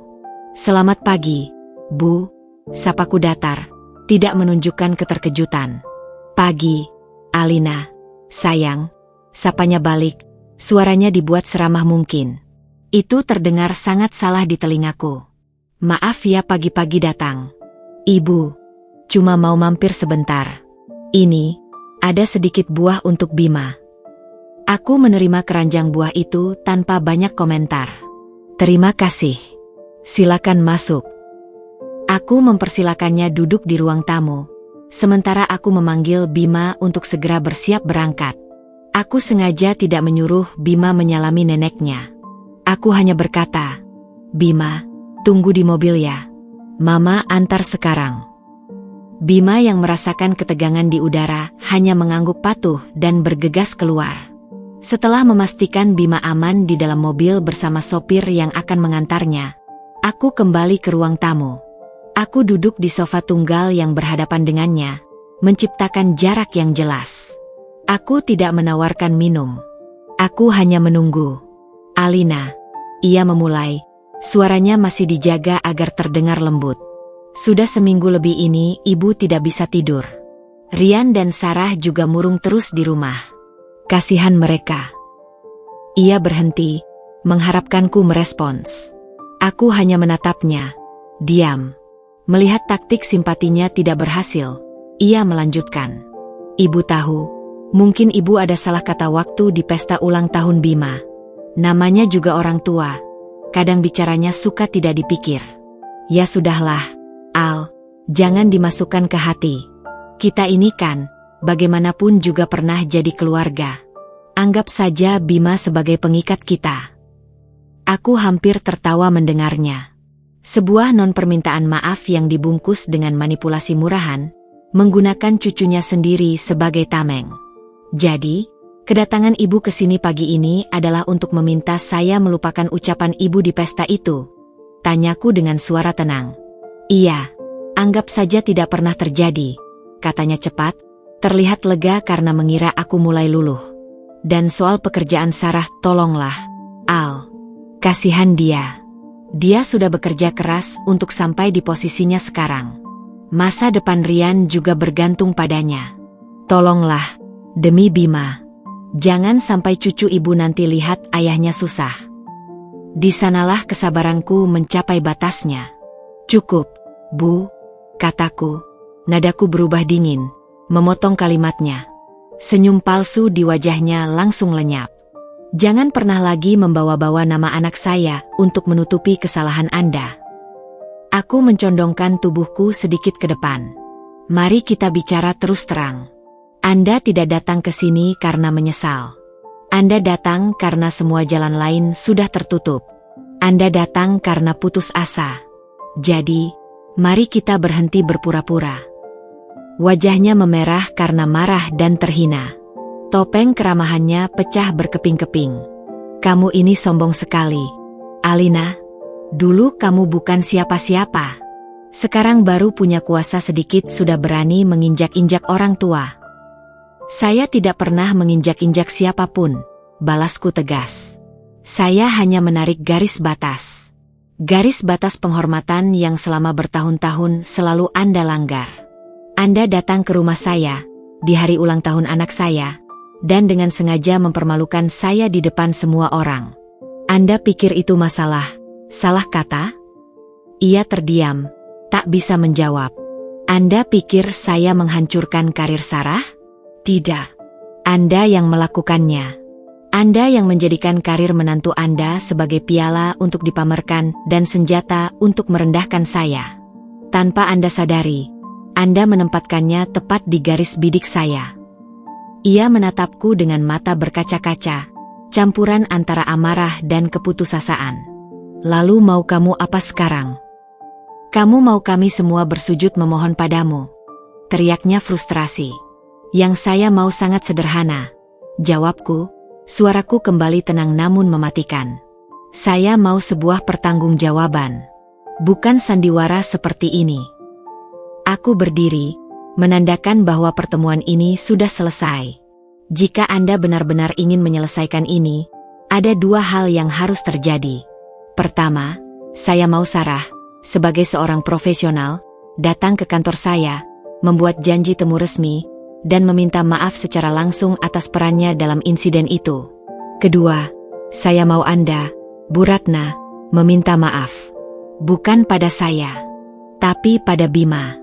Karena Anda telah menodai hari bahagianya dengan keegoisan Anda." Aku berjalan ke arah pintu dan membukanya. Setelah dua hal itu terjadi dengan tulus, baru saya akan mempertimbangkan kembali status kontrak Dr. Sarah. Selain itu, Tidak ada yang perlu kita bicarakan lagi. Silakan. Bu Ratna menatapku dengan tatapan tak percaya. Ia datang untuk bernegosiasi, tapi ia malah diberi ultimatum yang menghancurkan harga dirinya. Dengan wajah yang kaku karena amarah, ia berdiri dan berjalan keluar tanpa sepatah kata pun. Aku menutup pintu di belakangnya. Pertarungan pagi ini selesai. Aku telah menolak tawarannya, membongkar kepalsuannya, dan memberikan syarat penyerahan diriku. Sekarang, pilihannya ada di tangan mereka, menelan harga diri mereka, atau membiarkan menantu kebanggaan mereka kehilangan segalanya. Setelah Bu Ratna pergi, hawa di rumahku terasa lebih ringan. Aku membuka jendela ruang tamu lebar-lebar, membiarkan angin pagi masuk dan seolah-olah menyapu bersih sisa-sisa energi negatif dari kunjungannya yang penuh kepalsuan. Ultimatum itu telah keluar dari mulutku, bukan karena dorongan emosi, melainkan dari sebuah keyakinan yang dingin dan jernih. Kini, tidak ada lagi yang bisa kulakukan selain menunggu. Di kantor, aku bekerja dengan fokus yang tajam. Pikiranku tidak lagi dipenuhi oleh strategi untuk menghadapi mereka, melainkan kembali pada tugas-tugas yang sesungguhnya, meninjau proposal anggaran, membahas strategi pemasaran digital, dan menyetujui rencana pembelian peralatan medis baru. Aku telah menempatkan bidat caturku di posisi yang tepat. Sekarang giliran lawan yang bergerak, dan aku tahu, gerakan mereka akan penuh dengan kepanikan. Aku sudah menginstruksikan Dina, asistenku, di pagi hari. Dina, jika ada permintaan janji temu dari Dr. Sarah Puspita, segera jadwalkan untuk slot waktu paling awal yang tersedia besok pagi. Prioritaskan. Baik, Bu. Akan saya siapkan. Jawabnya, seperti biasa, tanpa bertanya. Waktu berjalan. Pagi berganti siang, dan siang mulai bergeser menuju sore. Tidak ada kabar apapun. Tidak ada telepon, tidak ada email. Untuk sesaat, aku bertanya-tanya apakah Bu Ratna benar-benar sekeras kepala itu. Apakah ia rela mengorbankan karir menantunya hanya demi mempertahankan harga dirinya? Jawabannya datang tepat pukul 5 sore, saat aku sedang bersiap-siap untuk pulang. Bukan dari Dina, bukan dari Rian, apalagi Bu Ratna. Telepon itu datang dari Sarah sendiri, ke nomor ponsel pribadiku yang entah ia dapatkan dari mana. Kemungkinan besar dari Rian. Aku mengangkatnya. Tidak ada sapaan. Yang terdengar hanyalah isak tangis yang tertahan. Mbak Alina. Suara Sarah terdengar parau dan putus asa. Sangat berbeda dari nada bangga yang samar-samar kudengar di pesta ulang tahun Bima. Ya, Sarah, jawabku tenang. Aku tidak menunjukkan simpati berlebihan, tapi aku juga tidak bersikap dingin. Aku hanya mendengarkan. Saya mohon, Mbak, saya mohon. Isaknya semakin menjadi. Saya sudah tidak tahu harus bagaimana lagi.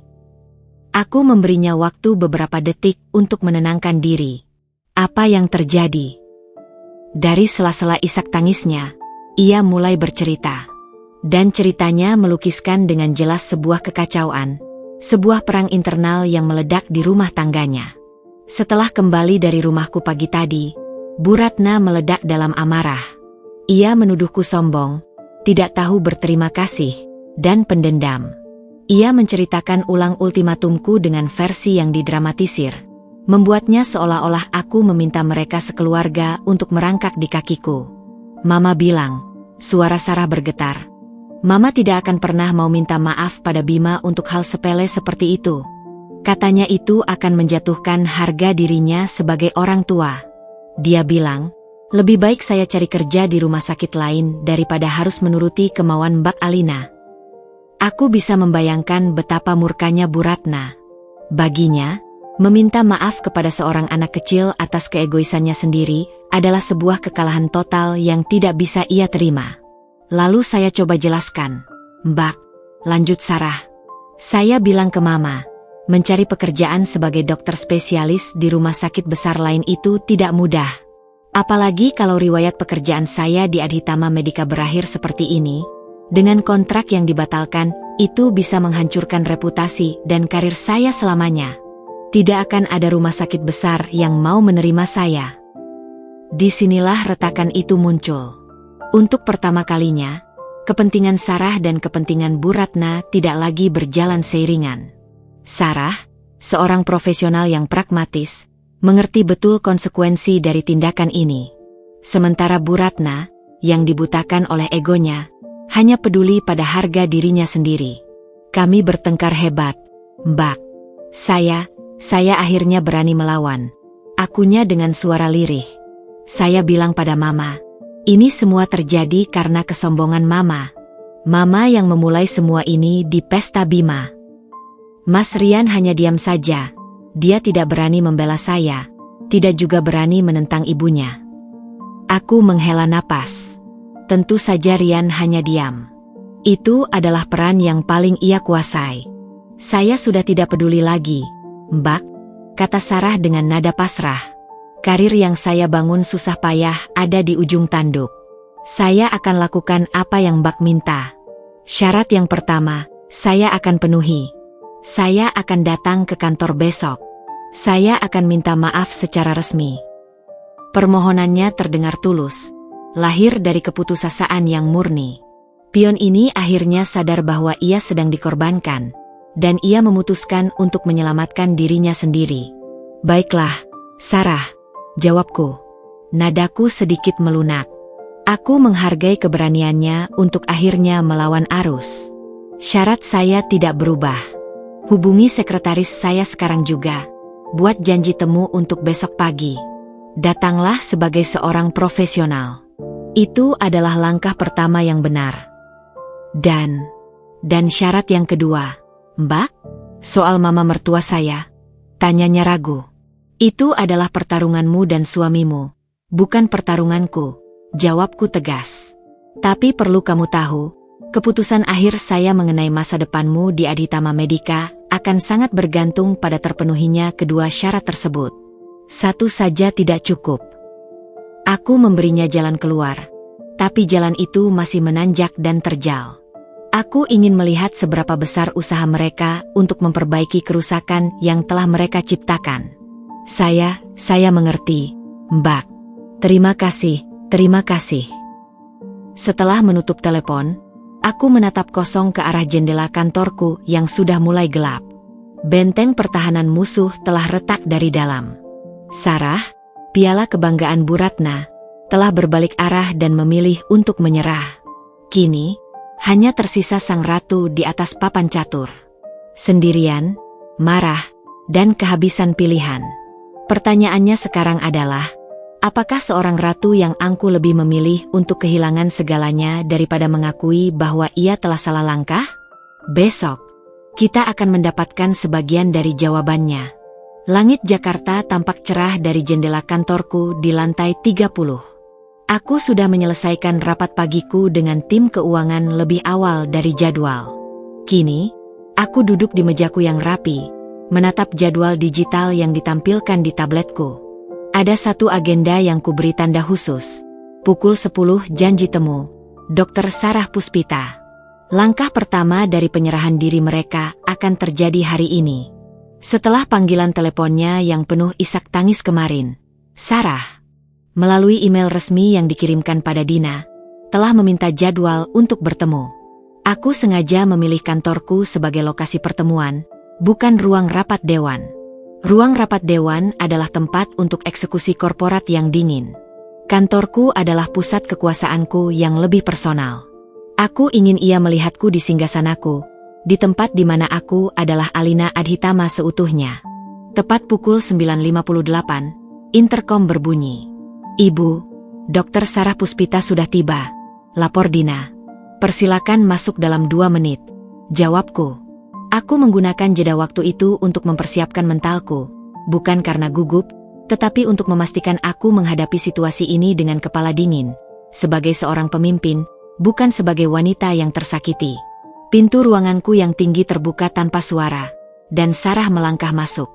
Penampilannya hari ini sangat berbeda. Ia mengenakan blus sederhana berwarna krem dan celana bahan hitam. Tidak ada jas dokter, tidak ada aura kebanggaan. Wajahnya pucat dan matanya sedikit bengkak, sisa dari tangisannya kemarin. Ia berjalan ke arah mejaku dengan langkah ragu, Tangannya saling meremas di depan tubuhnya, sebuah gestur kegelisahan yang kentara.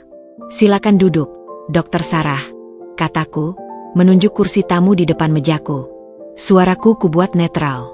Ia duduk dengan kaku di ujung kursi, seolah tidak berani bersandar. Aku tidak mengatakan apa-apa lagi. Aku membiarkan keheningan mengisi ruangan yang luas itu, keheningan yang hanya dipecah oleh detak pelan jam dinding digital. Aku ingin ia yang memulai. Ini adalah panggungnya. Setelah hampir setengah menit yang terasa seperti selamanya, ia akhirnya mengangkat wajahnya. Matanya berkaca-kaca. "Ibu Alina," ia memulai, suaranya bergetar. Saya datang ke sini untuk meminta maaf." Ia mengambil napas dalam-dalam, berusaha mengendalikan emosinya. "Saya dengan tulus meminta maaf atas sikap dan perilaku saya di pesta ulang tahun Bima. Saya seharusnya tidak ikut serta dalam sandiwara yang diciptakan oleh ibu mertua saya. Saya membiarkan diri saya menjadi bagian dari usahanya untuk merendahkan ibu. Itu tidak profesional, tidak pantas, dan salah. Saya sangat menyesal." Ia berhenti sejenak, menelan ludah. Saya juga ingin meminta maaf karena telah meremehkan ibu. Saya mengaku, saya terpengaruh oleh cerita mereka. Saya memandang ibu sebelah mata, dan saya merasa sangat malu atas kebodohan saya sendiri. Saya sama sekali tidak tahu siapa ibu sebenarnya, dan saya telah bersikap lancang. Permintaan maafnya terdengar tulus. Kata-katanya tidak lagi dipenuhi kepalsuan seperti upaya Bu Ratna kemarin. Ini adalah suara seseorang yang karirnya berada di ujung tanduk dan akhirnya menyadari letak kesalahannya. "Karir saya di Adhitama Medica adalah segalanya bagi saya, Bu," lanjutnya, air mata mulai mengalir di pipinya. "Saya sudah bekerja sangat keras untuk bisa sampai di sini. Saya mohon ibu mau memberikan saya kesempatan kedua. Saya akan melakukan apapun untuk membuktikan bahwa saya layak.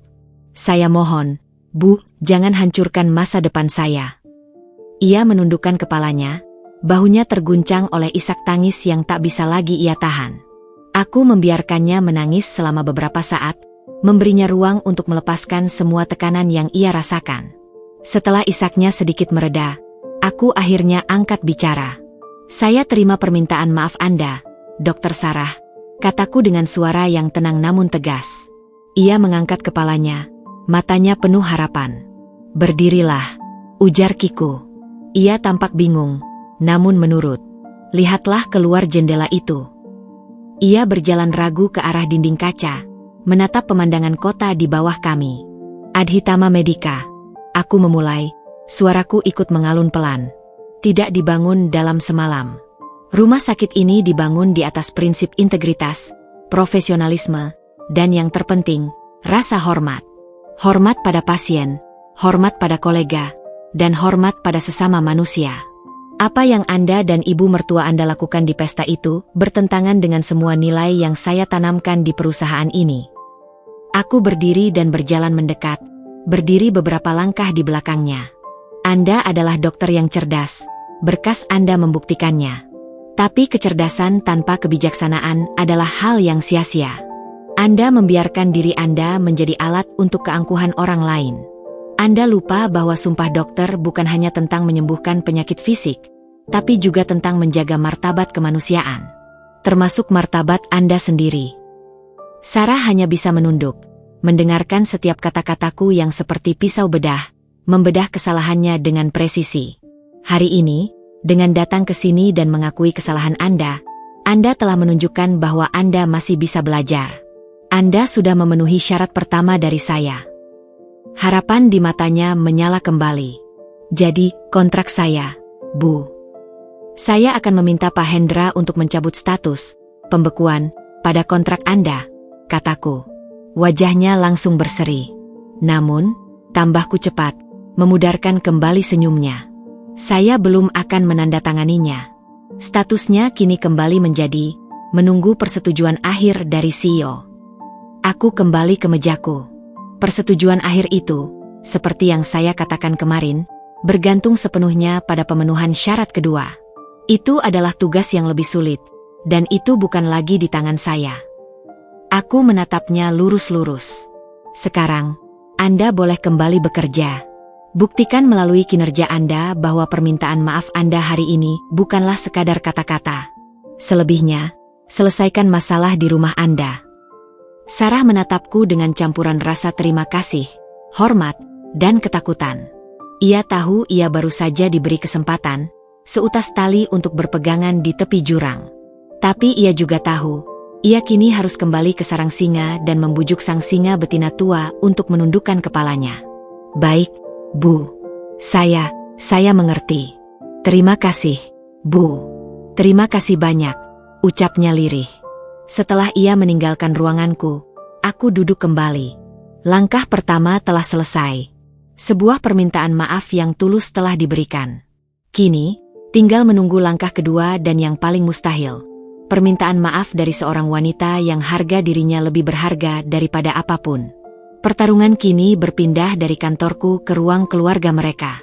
Sore itu, aku sengaja pulang dari kantor lebih awal. Pertemuanku dengan Sarah pagi tadi menguras energi emosionalku lebih dari yang kusadari. Saat aku duduk di ruang kerjaku di rumah, secangkir teh hangat di tangan, aku merenungkan apa yang sedang terjadi di kediaman Ryan saat ini. Sarah pasti sudah tiba di rumah, membawa berita yang separuh baik dan separuh buruk. Sebuah pedang Damocles yang kini tergantung tepat di atas kepala Bu Ratna. Aku tidak perlu menunggu lama untuk mengetahui hasilnya. Sekitar pukul 5:30 sore, saat Bima sedang mengerjakan PR-nya di meja ruang keluarga dan aku sedang memotong buah untuknya, ponselku berdering. Nama Ryan muncul di layar. Ini adalah panggilan ketiga darinya dalam seminggu terakhir. Dan aku bisa merasakan bahwa nada panggilan kali ini akan sangat berbeda dari dua yang sebelumnya. Aku menjawabnya, membawanya ke sudut dapur yang lebih tenang. Ya, Ryan. Tidak ada lagi teriakan panik atau tuduhan. Yang ada hanyalah suara seorang pria yang lelah, benar-benar lelah sampai ke tulang. Alina. Desahnya. Aku menunggu. Sarah sudah cerita semuanya. Lanjutnya. Tentang pertemuannya denganmu pagi ini, tentang kontraknya, dan tentang syarat yang tersisa. Lalu, tanyaku singkat.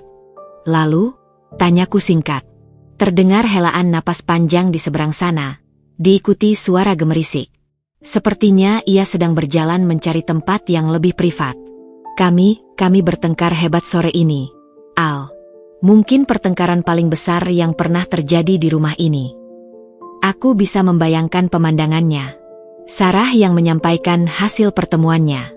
Bu Ratna yang pasti murka karena merasa posisinya sebagai penentu nasib keluarga telah direbut. Dan Ryan, yang selama ini selalu menjadi penonton, akhirnya terpaksa turun ke arena. Ibu tidak terima, Ryan melanjutkan, suaranya terdengar getir. Dia bilang kamu sengaja melakukan ini untuk mempermalukannya. Dia berteriak, lebih baik Sarah tidak usah kerja di sana lagi daripada ibu harus mengemis maaf pada anak itu. Dia tidak mau, Al. Dia benar-benar menolak untuk minta maaf pada Bima. Tentu saja dia menolak. Aku sudah menduganya. Itu akan menjadi penghancuran total dari citra diri yang telah ia bangun seumur hidupnya. Lalu, apa keputusanmu? Tanyaku, memberinya pertanyaan yang seharusnya sudah kutanyakan bertahun-tahun yang lalu. Hening sejenak. Dan kemudian, untuk pertama kalinya, aku mendengar sesuatu yang berbeda dalam suara Ryan. Bukan lagi suara anak mama yang lemah, melainkan suara seorang suami dan ayah yang putus asa. Aku sudah tidak tahan lagi, Al, katanya pelan. Aku melihat istriku pulang kerja sambil menangis setiap hari selama seminggu ini. Aku melihat masa depan kami hampir hancur. Dan itu semua karena keangkuhan ibu yang tidak ada habisnya. Aku akhirnya bilang, cukup. Aku mendengarkan dengan saksama. Ini adalah momen yang tidak pernah kusangka akan datang. Aku bilang pada ibu, suara Ryan bergetar. Tapi kali ini karena emosi yang kuat, bukan karena kelemahan. Aku bilang, cukup, Bu. Apa ibu tidak lihat? Semua ini jadi berantakan karena ibu. Sarah hampir kehilangan pekerjaannya. Dan aku tidak akan membiarkan itu terjadi. Untuk pertama kalinya, aku melawannya, Al. Aku membela istriku. Lalu aku memberinya pilihan, lanjut Ryan. Aku bilang padanya, besok kita akan datang ke rumah Alina. Ibu akan meminta maaf pada Bima di depan kami semua. Jika ibu menolak, maka Sarah dan aku akan pindah dari rumah ini. Minggu depan juga kami akan cari kontrakan. Kami akan memulai hidup kami sendiri, tanpa campur tangan ibu lagi. Aku tertegun. Rian, mantan suamiku yang penurut itu, baru saja memberikan ultimatum kepada ibunya sendiri. Ia akhirnya memotong tali pusar yang selama ini melilit lehernya. Bukan karena cinta yang besar padaku di masa lalu, atau bahkan pada istrinya saat ini, melainkan karena dorongan paling mendasar, keinginan untuk bertahan hidup. Ia terpaksa menjadi dewasa. Dia hanya diam. Lalu masuk ke kamarnya dan membanting pintu, kata Rian, mengakhiri ceritanya. Aku tidak tahu apa yang akan dia putuskan. Tapi aku dan Sarah sudah bulat. Keputusan kami tidak akan berubah. Kemudian, suaranya melembut, penuh permohonan. Jadi, Al, bolehkah kami datang besok sore? Setelah kamu pulang kerja. Aku, Sarah, dan mudah-mudahan, Ibu. Kami ingin memenuhi syarat kedua. Tolong, beri kami satu kesempatan terakhir untuk memperbaiki ini. Aku menutup mata sejenak. Kemenanganku terasa aneh. Bukan kemenangan yang manis, melainkan kemenangan yang logis dan tak terhindarkan. Aku telah menyalakan api yang memaksa mereka untuk menghancurkan dan membangun kembali fondasi keluarga mereka sendiri. Baiklah, Rian, jawabku akhirnya. Besok sore, pukul 4, aku dan Bima sudah di rumah. Datanglah. Terima kasih, Al. Terima kasih. Tapi satu hal, potongku. Suaraku kembali tegas. Pastikan ibumu datang dengan niat yang tulus. Anakku tidak pantas dijadikan penonton dalam sandiwara kalian lagi. Aku akan usahakan. Terima kasih, Alina. Panggilan telepon berakhir. Aku meletakkan ponselku di meja. Jadi, sudah diputuskan.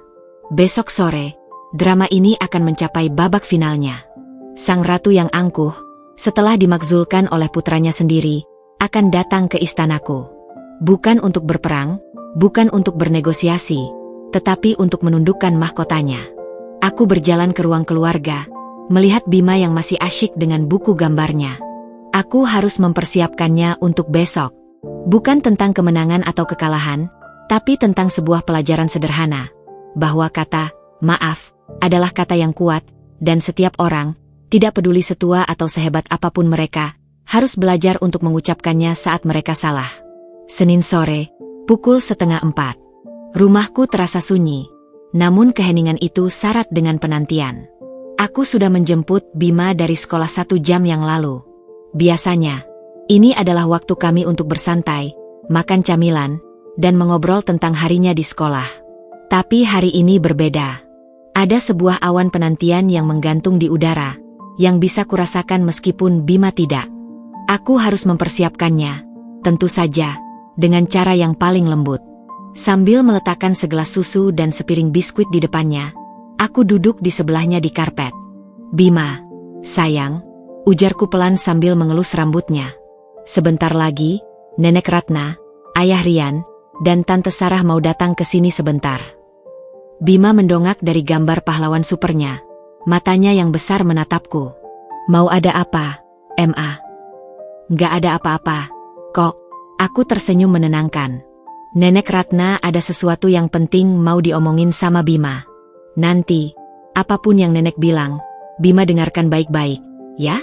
Tidak perlu takut, tidak perlu bingung. Mama ada di sini, duduk di sebelah Bima. Ia mengangguk, tampak sedikit bingung tapi tidak takut. Oke, Ma. Dan ia pun kembali pada krayon dan kertasnya. Kepolosannya adalah perisai sekaligus alasan mengapa aku harus melakukan ini semua. Aku tidak sedang mempersiapkannya untuk sebuah pertarungan, melainkan untuk sebuah momen penyembuhan yang tidak ia sadari ia butuhkan.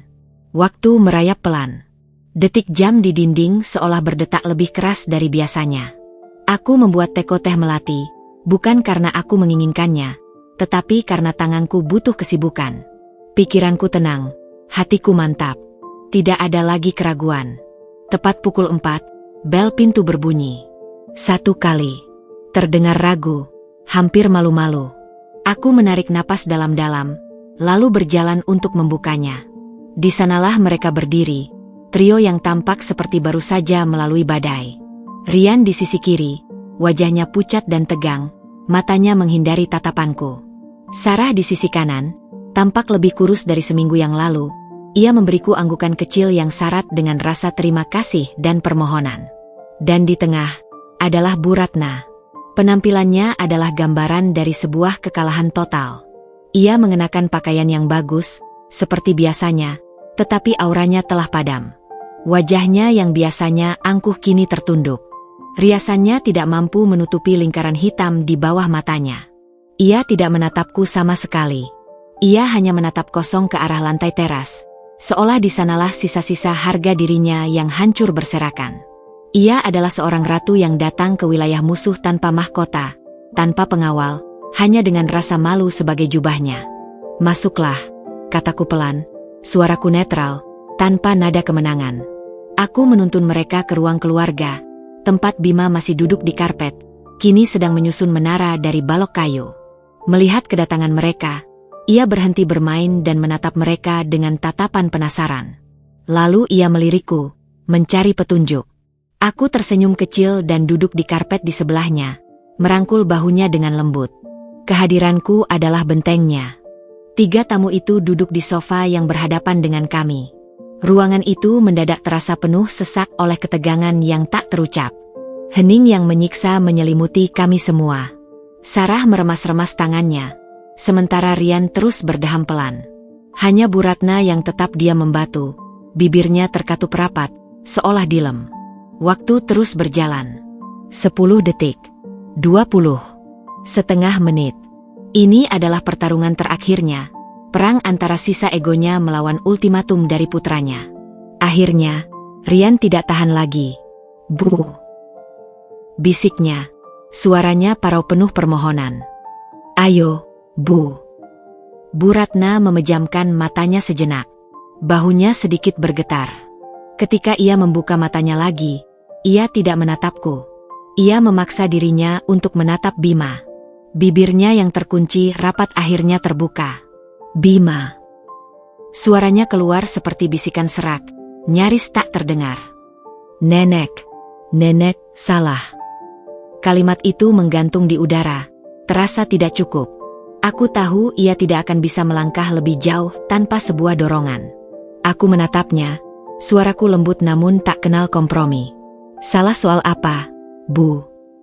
Pertanyaanku seperti kunci yang membuka paksa sebuah pintu yang berkarat. Wajah Bu Ratna menegang. Ia menatapku sekilas dengan kilat amarah yang cepat padam, digantikan oleh kepasrahan total. Ia tahu ia tidak punya pilihan lain. Ia harus meminum pialanya sampai tetes terakhir. Ia kembali menatap cucunya. Kali ini, suaranya lebih jelas, meski bergetar hebat karena emosi yang ditahan. Air mata mulai menggenang di pelupuk matanya yang lelah. "Nenek, nenek minta maaf," ucapnya. Setiap kata terasa seperti ditarik paksa dari kerongkongannya. "Waktu pesta ulang tahun Bima, nenek salah. Nenek sudah merusak acara tiup lilin dan potong kue Bima." Ia berhenti, mengambil napas yang tersengal. "Nenek egois. Akunya." Kata itu terdengar seperti racun di lidahnya sendiri. Nenek hanya memikirkan diri nenek sendiri, mau pamer, dan tidak memikirkan perasaan Bima. Seharusnya itu hari yang paling bahagia buat Bima. Nenek sudah merusaknya. Ia menundukkan kepalanya dalam-dalam, sebuah gestur menyerah yang tak pernah kusangka akan kulihat darinya. Air mata akhirnya jatuh ke pangkuannya. "Nenek minta maaf, cucu." Seluruh ruangan terasa senyap. Pengakuan itu, yang lahir dari puncak penderitaan dan kehinaan, terasa lebih dahsyat dari ledakan apapun. Bima, yang sejak tadi hanya diam mendengarkan, menatap neneknya yang menangis. Ia lalu menoleh padaku, seolah bertanya apa yang harus ia lakukan. Aku mengangguk pelan padanya. Ia lalu menatap neneknya lagi, dan dengan kepolosan seorang anak 7 tahun yang tidak mengerti beban di balik kata-kata itu, ia berkata dengan suara kecilnya, "Iya, Nek. Nggak apa-apa, kok. Bima sudah maafin." 3 kata sederhana itu, "Bima sudah maafin," menghantam Bu Ratna lebih keras daripada semua strategiku. Bahunya berguncang hebat, dan ia terisak tanpa suara. Pengampunan tulus dari anak kecil yang telah ia sakiti adalah puncak dari penyesalannya. Rian dan Sarah tampak sangat lega, seolah beban seberat 1 ton baru saja diangkat dari pundak mereka. Aku berdiri, menandakan bahwa drama ini telah usai. Terima kasih sudah datang, kataku pada Rian dan Sarah. Mengenai urusan di kantor, anggap saja sudah selesai. Sampaikan pada Sarah, Pak Hendra akan memproses finalisasi kontraknya mulai besok. Aku berjalan ke dapur untuk mengambilkan segelas air untuk Bu Ratna, sebuah gestur kecil untuk mengakhiri permusuhan. Saat aku kembali, mereka sudah bersiap untuk pergi, terlalu malu dan lelah secara emosional untuk tinggal lebih lama. Aku mengantar mereka ke pintu. Tidak banyak kata yang terucap. Saat mereka berjalan menjauh, aku melihat sebuah keluarga yang hancur, namun mungkin, untuk pertama kalinya, memiliki kesempatan untuk membangun kembali di atas fondasi yang lebih jujur. Aku menutup pintu dan kembali ke ruang keluarga. Bima sudah kembali menyusun menara baloknya, seolah tidak terjadi apa-apa. Baginya, momen tadi mungkin akan terlupakan besok, tapi bagiku, itu adalah segalanya. Aku duduk di lantai, mengawasinya bermain. Beban yang selama bertahun-tahun kupikul tanpa sadar, kini telah terangkat. Aku tidak merasa menang. Aku hanya merasa damai. Kedamaian yang kubeli dengan ketegasan, demi melindungi duniaku yang paling berharga. Tawar yang putraku di ruang keluarga kami yang tenang. Ketegangan yang selama lebih dari seminggu terakhir menjadi tamu tak diundang akhirnya telah pergi. Saat sarapan, Bima berceloteh riang tentang proyek kerajinan tangan di sekolahnya, dan tawanya terdengar lebih merdu dari biasanya. Baginya, kunjungan neneknya kemarin hanyalah sebuah peristiwa singkat yang kini telah terlupakan, tergantikan oleh hal-hal yang lebih penting di dunianya yang berusia 7 tahun. Melihatnya begitu tanpa beban adalah hadiah terbesarku. Semua drama, strategi, dan pertarungan batin yang kulalui terasa sepadan. Aku telah berhasil menavigasi badai ini tanpa membiarkan ombaknya menyentuh pulau kecil kebahagiaan putraku. Saat aku tiba di kantor, sebuah pesan singkat masuk ke ponselku. Dari Sarah. Isinya sederhana. Selamat pagi, Bu Alina. Saya hanya ingin mengucapkan terima kasih sekali lagi untuk segalanya. Saya tidak akan pernah melupakan pelajaran berharga yang Ibu berikan. Saya akan membuktikannya melalui kinerja saya. Aku tersenyum tipis membaca pesan itu. Tidak ada lagi nada putus asa, hanya sebuah rasa hormat dan janji yang tulus. Aku membalasnya singkat. Buktikan saja.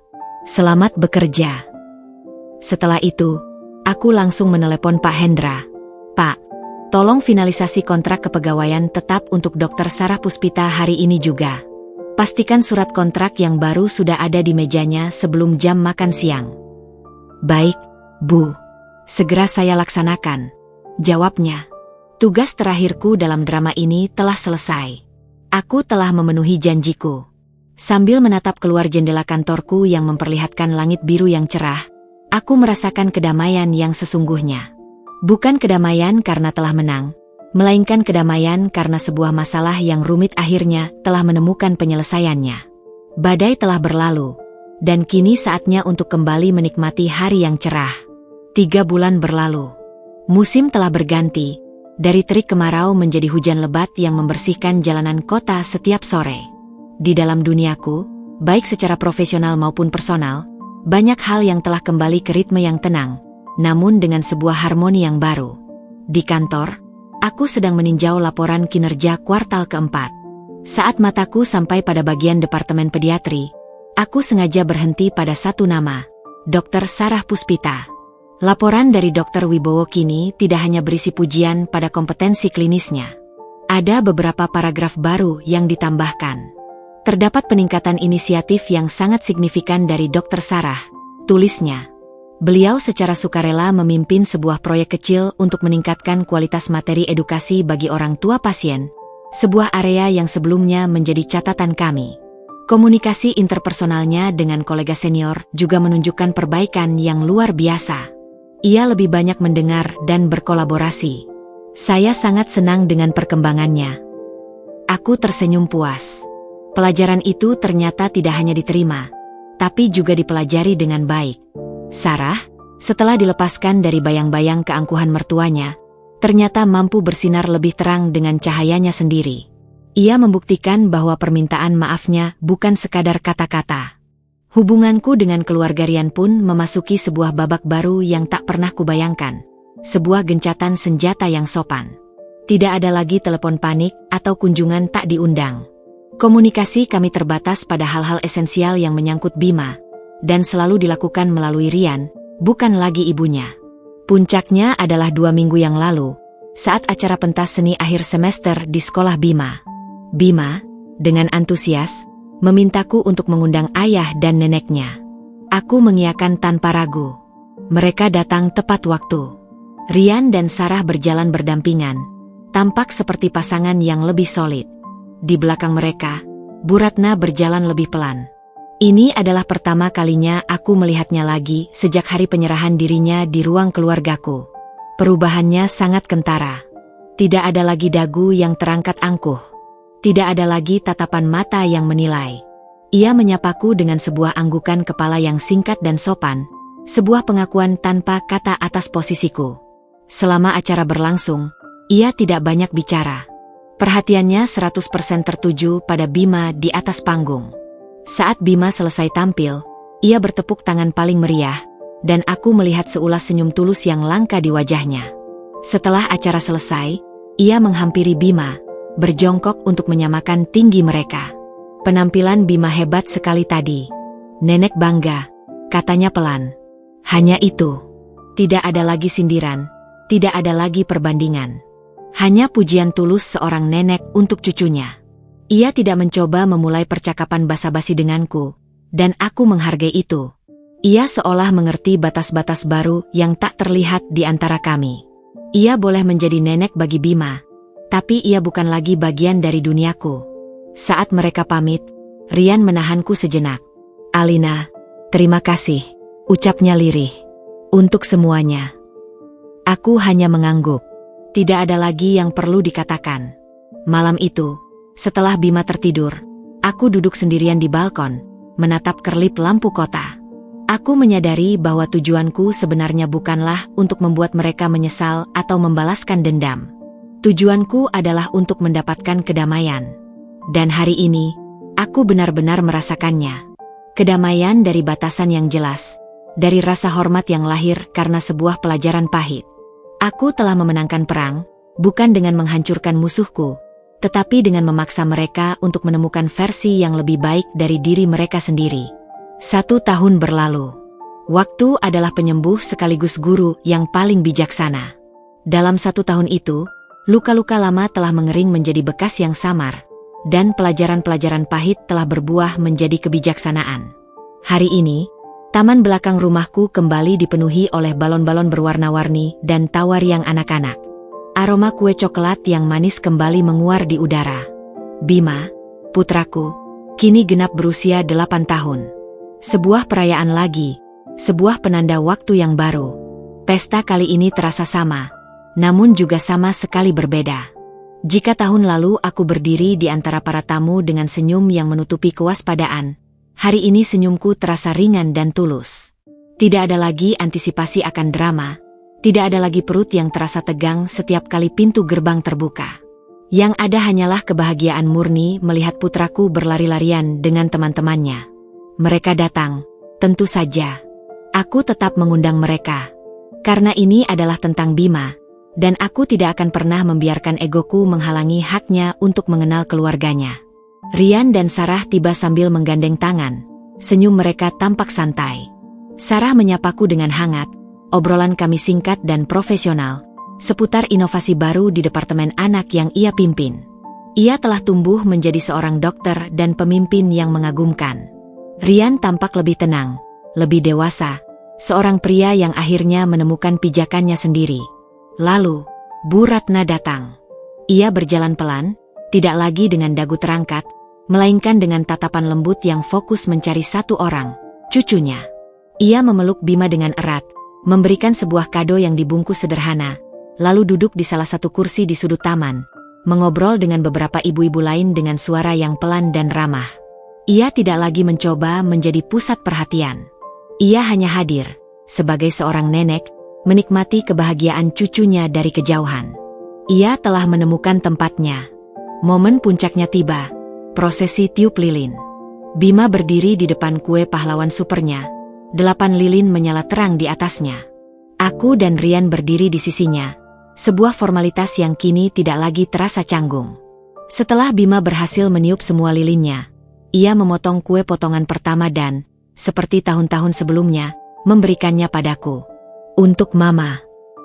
Lalu, ia memotong kue kedua. Aku menahan napas sejenak, bukan karena cemas, tapi karena penasaran. Bima, tanpa disuruh siapapun, berjalan menghampiri neneknya. Ini buat Nenek Ratna, ujarnya sambil menyodorkan piring itu. Bu Ratna menatap piring di tangan Bima, lalu menatap cucunya dengan mata yang berkaca-kaca. Ia tidak mengucapkan kata-kata muluk. Ia hanya tersenyum tulus, senyum yang akhirnya mencapai matanya. Terima kasih banyak, cucu nenek yang paling hebat, bisiknya sambil menerima kue itu. Momen itu, momen sederhana yang menyembuhkan luka lama itu, adalah penutup yang sesungguhnya. Aku berdiri di sana, di tengah taman belakang rumahku, mengamati semua itu. Aku sadar, kesuksesan sejati bukanlah gedung pencakar langit yang menjulang dengan namaku di atasnya. Bukan pula kekuasaan untuk menentukan nasib karir seseorang. Kesuksesan sejati adalah ini. Kemampuan untuk berdiri dengan damai di tengah duniamu sendiri, bebas dari bayang-bayang masa lalu. Kemampuan untuk membangun kebahagiaan yang begitu kokoh, hingga tidak ada lagi kesombongan atau kata-kata tajam yang bisa meruntuhkannya. Bima berlari ke arahku, meninggalkan teman-temannya sejenak, dan memeluk pinggangku erat-erat. Makasih ya, Ma. Pestanya seru banget. Aku membalas pelukannya, mencium puncak kepalanya yang harum. Di atas kepalanya, aku bisa melihat taman yang penuh tawa, langit biru yang bersih, dan masa depan yang terbentang luas. Disinilah istanaku yang sesungguhnya. Bukan di puncak menara tertinggi itu, tapi di sini, di dalam pelukan hangatnya. Dan aku adalah ratunya yang tak terkalahkan. Tamat.